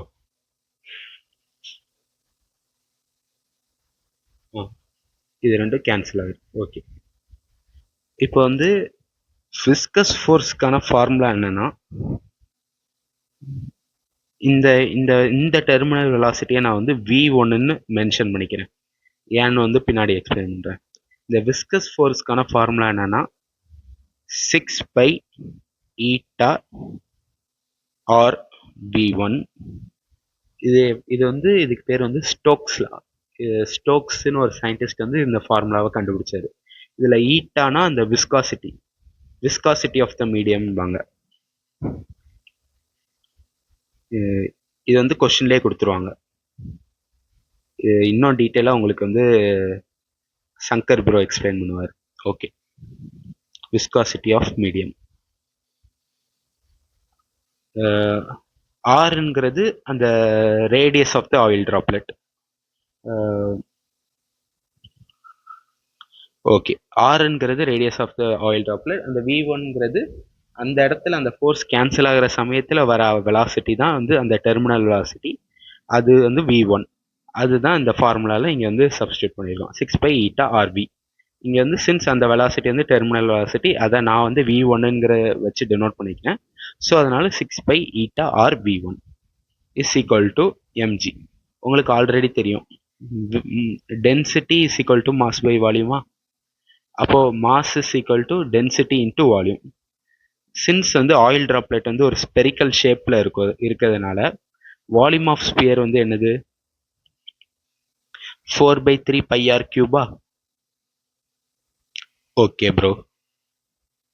அதை தான் நம்ம வந்து இந்த இடத்துல இந்த எம் வேல்யூக்கு மாஸ்க்கு பதிலாக சப்ஸ்டியூட் பண்ண போகிறோம். ஓகே.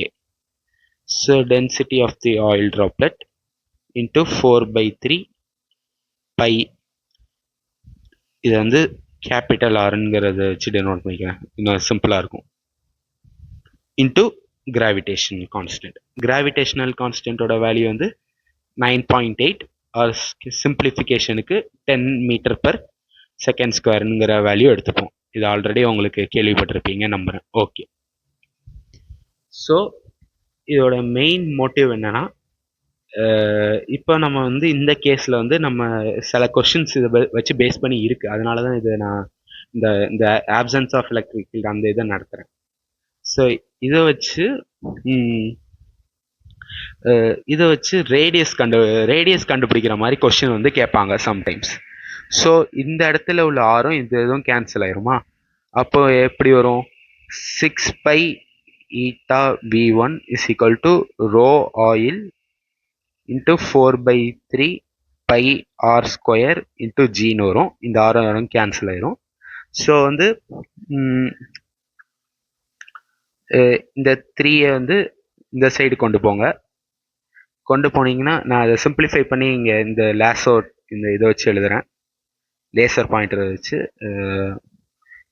இதை வந்து சிம்பிளிஃபை பண்ணிங்கன்னா 6 3s are 18 pi eta V1 by 4 pi rho oil into G is equal to R square வரும். 18/4 9/2 எழுதிக்கலாம். ஸோ வந்து இந்த பையும் இந்த பையும் கேன்சல் ஆயிரும். ஓகே, இப்போ இந்த ஆருக்கு ஸ்கொயர் ரூட் எடுத்தீங்கன்னா இதுக்கான அந்த ரேடியஸ்க்கான ஃபார்முலா என்ன வரும்னா, radius of the oil droplet is equal to, கீழே வந்து எழுதுறேனே, 9/2 V1 eta rho oil into G. This is the ultimate formula. இது மேக்ஸிமம் நான் வச்சுக்க ட்ரை பண்ணுங்க. இல்லாட்டி நீங்கள் சிம்பிளாக எக்ஸாம்பிள் டக்குன்னு டிரைவ் பண்ணிடுறீங்கன்னா இந்த மேலே உள்ள வச்சு டெரிவேஷன் போட்டுருங்க, அவ்வளோதான். மனப்படம் பண்ண வேண்டிய அவசியம் அவ்வளோவா இருக்காது. ஓகே, வந்து மார்க்கிங் கொடுக்கணும்னா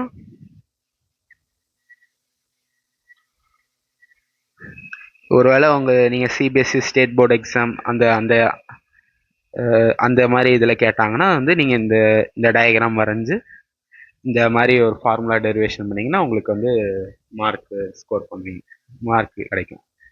ஸோ இது வந்து 9.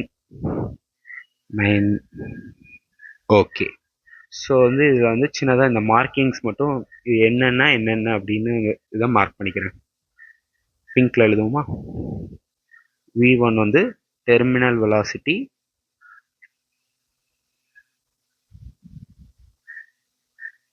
இன் absence of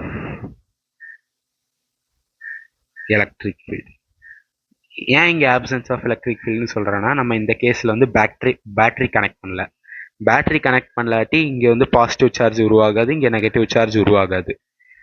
ஸோ இங்கே வந்து இந்த சார்ஜ் பிளேட்டில் சார்ஜ் ஆகாட்டி இங்கே ஒரு எலக்ட்ரிக் ஃபீல்டே கிரியேட் ஆக முடியாதா? ஸோ அதான் V1 is the terminal velocity in absence of electric field. ஈட்டானா அதையும் நான் கீழே எழுதிடுறேனே, சேஞ்ச் ஸ்டைல் கொடுத்து பிங்க் கலரில் மாற்றிப்போம். ஓகே,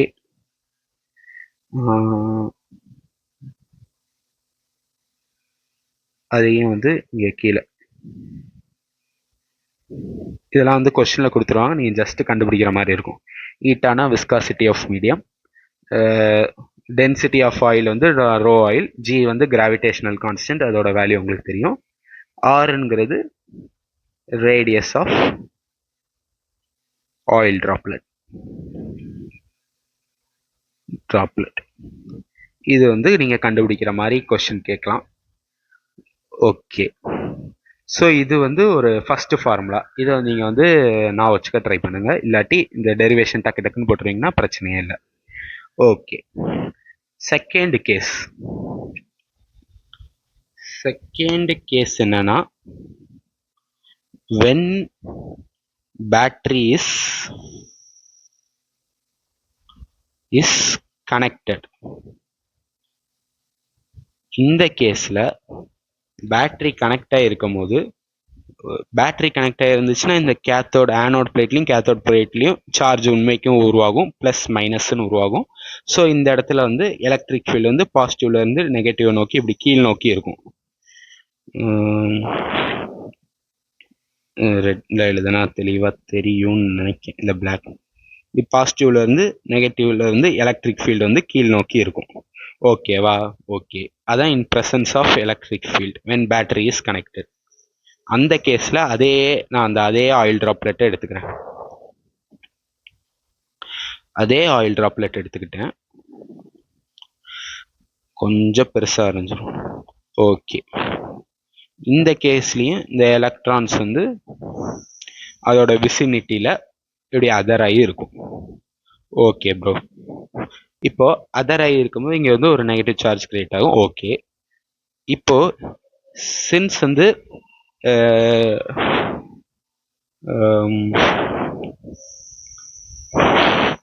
ஒரு எலக்ட்ரிக் ஃபீல்டு வந்து இப்படி கீழ் நோக்கி இருக்கு. இந்த டயக்ராம் படி கீழ் நோக்கி வந்து எலக்ட்ரிக் ஃபீல்டு வந்து இருக்கு.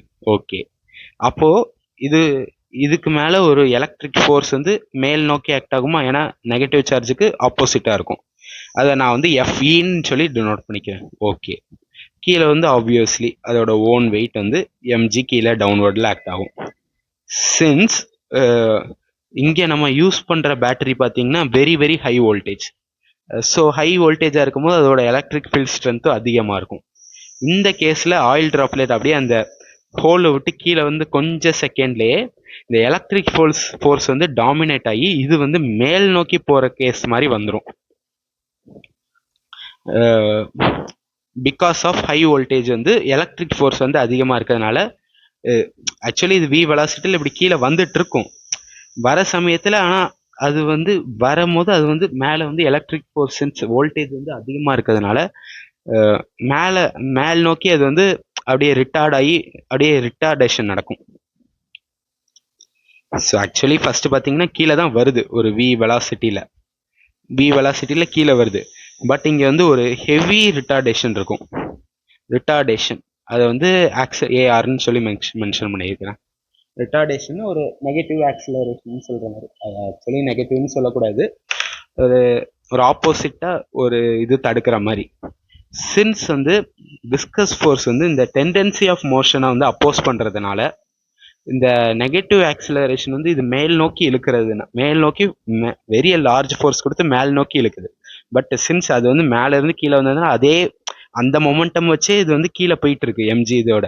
பட் மேலே ஓகே இழுக்குது, ஒரு கட்டத்தில் ஸ்டாப் ஆகி மேல் கண்டிஷனுக்கு போகும்போது விஸ்கஸ் ஃபோர்ஸுங்கிறது வந்து ஆக்ட் ஆகும். ஏன்னா வந்து இதோட டெண்டன்சி ஆஃப் மோஷன் வந்து அப் சைடு நோக்கி போகிற மாதிரி இருக்கு இந்த கேஸில். சின்ஸ் ரிட்டார்டேஷன் ஆக்சிலரேஷன் வந்து மேல் நோக்கி இருக்கு. இது வந்து ஆல்ரெடி அதை நம்ம வந்து அந்த அட்டாமைஸ்லேருந்து பம்ப் பண்ணி ஸ்குவீஸ் பண்ணி அந்த ட்ராப் விட்டு வெளியே வரும்போது அந்த வெலாசிட்டியில் வெளியே வருது. அதே மொமெண்டமில் வந்து கீழே போகுது. ஆனால் சின்ஸ் இதோட எலக்ட்ரிக் ஃபீல்டு வந்து ஜாஸ்தியாக இருக்கிறதுனால பி வெலாசிட்டியில் கீழே போகும்போது இங்கே வந்து மேலே வந்து ஒரு ரிட்டார்டேஷன் ஆக்சிலரேஷன் நடக்குது. ஸோ இதனால் இது வந்து இந்த இடத்துல ஸ்டாப் ஆகி அப்படியே ரிட்டன் போகும்.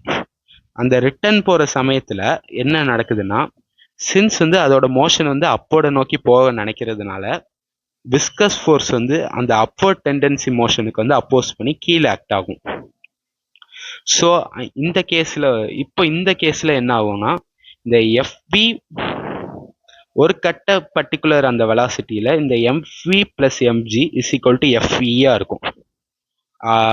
இந்த ரெண்டு ஃபோர்ஸையும் ஆட் பண்ணி இது வந்து இந்த எஃப்இ ஃபோர்ஸ்க்கு ஆப்போசிட்டாக இருந்து equal and opposite force cancel ஆகி இந்த ரிசல்ட் வரும். ஓகே,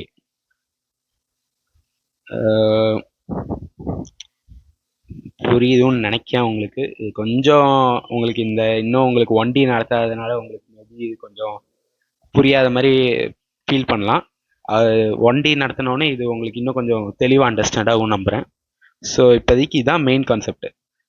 கீழ் நோக்கி அந்த வெலாசிட்டி நோக்கி கீழே வரும்போது அந்த viscous force electric field force வந்து வெரி ஹை வோல்டேஜ்னால அது மேல் நோக்கி இழுக்குது. ஆனால் அதுக்கு ஆல்ரெடி இருக்கிற மொமெண்டம் வச்சு கீழ் நோக்கி போகுது.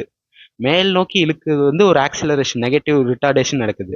அப்போ அது என்ன செய்யணும், அப்படியே அந்த ஆயில் ட்ராப்லெட் கீழே வர வர வர வர வர வர வர வி வெலாசிட்டியில் வந்துட்டு இருக்கும். ஏதோ ஒரு வி சேஞ்ச் ஆகிட்டே இருக்கலாம், அது பிரச்சனை இல்லை. மேலே வந்து ஒரு ஃபோர்ஸ் எலக்ட்ரிக் ஃபோர்ஸ்ன்னு இருந்தால் அதுக்கு ஒரு ஆக்சிலரேஷன் இருக்கும். அதான் வந்து நெகட்டிவ் ரிட்டார்டேஷன் சொல்லும். அது வந்து இப்படியே வி வெலாசிட்டியில் போகும்போது அது மேல் நோக்கி இழுக்கிறதுனால ஒரு கட்டத்தை இந்த இடத்துல ஒரு பொசிஷனில் வந்து ஸ்டாப் ஆகி அப்படியே ரிவர்ஸில் போக ட்ரை பண்ணும்.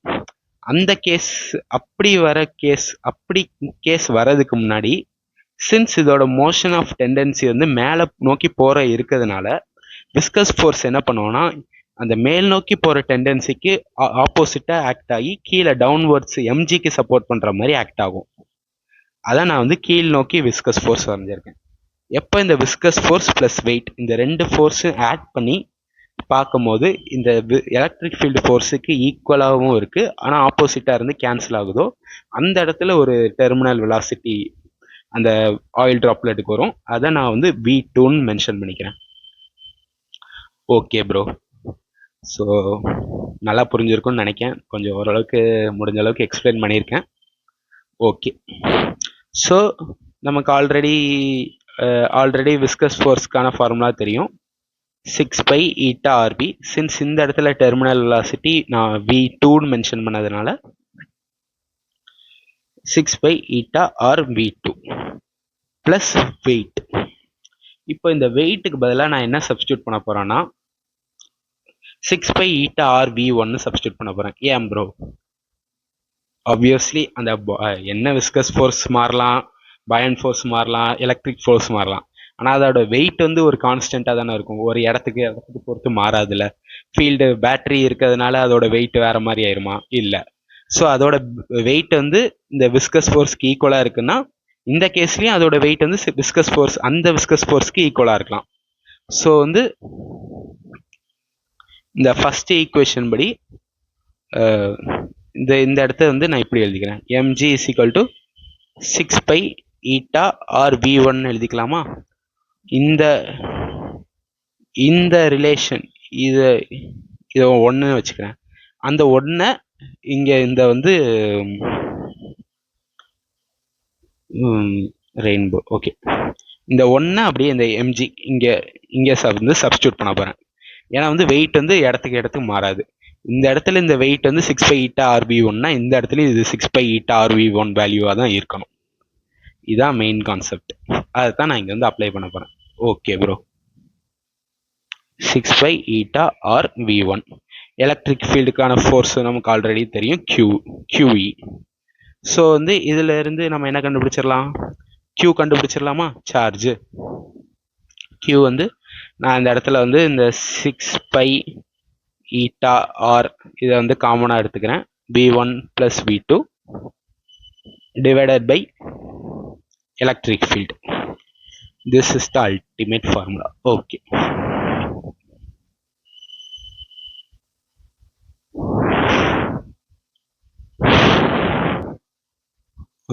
where Q வந்து அந்த charge of the oil droplet. Okay, மேலே வந்து என்ன எழுதுறேன்? Q வந்து charge of oil droplet. Okay bro. v1 என்னங்கிறது எழுதிடுறேன். வேற v1 என்ன எழுதியாச்சு. v2னா டெர்மினல் வெலாசிட்டி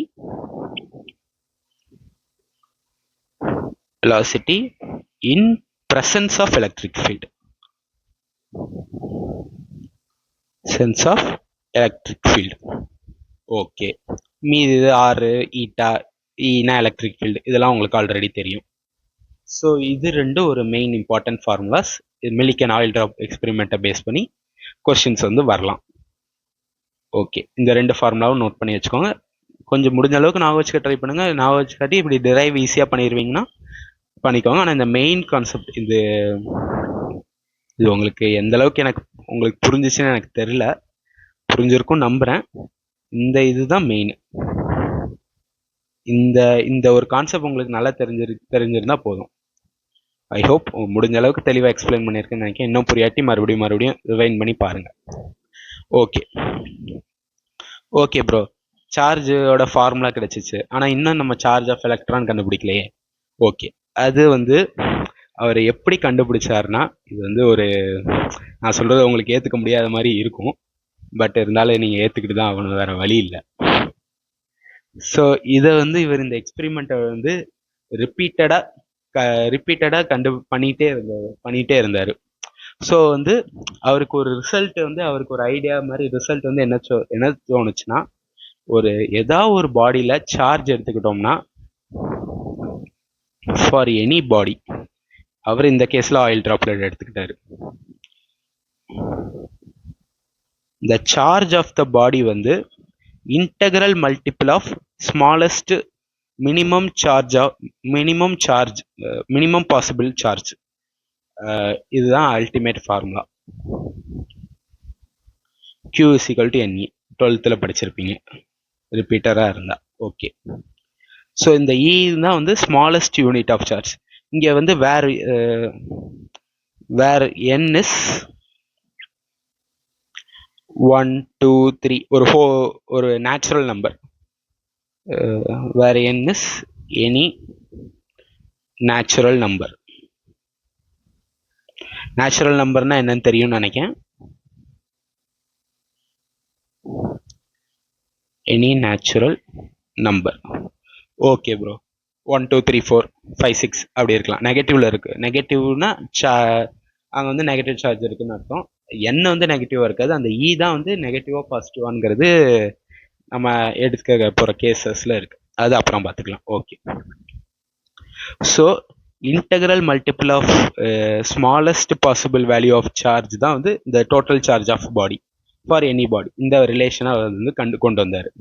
ஸோ இந்த இயோட வேல்யூ என்ன ப்ரோ? இயோட வேல்யூ வந்து அவர் வந்து இந்த ஆயில் ட்ராப் எக்ஸ்பெரிமெண்ட் வந்து ரிப்பீட்டடாக கண்டினியூ பண்ணி பார்த்ததுல the minimum charge of the oil droplet of present on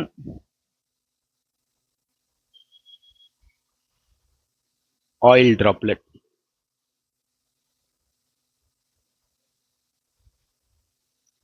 or charge of an electron. இது வந்து அவர் வந்து மினிமம் சார்ஜ்னா என்ன முடியும்? அந்த ஒரு ஆயில் டிராப்லெட் வந்து நிறைய எலக்ட்ரான் இருந்து அதுக்கு நிறைய நெகட்டிவ் சார்ஜ் இருக்கும். இருக்கிறதுலே கம்மியான வேல்யூ வரணும்னா அதில் ஒரே ஒரு எலக்ட்ரான் இருந்து அதோட சார்ஜ் வந்து வெரி லெஸ்ஸாக இருக்கும்.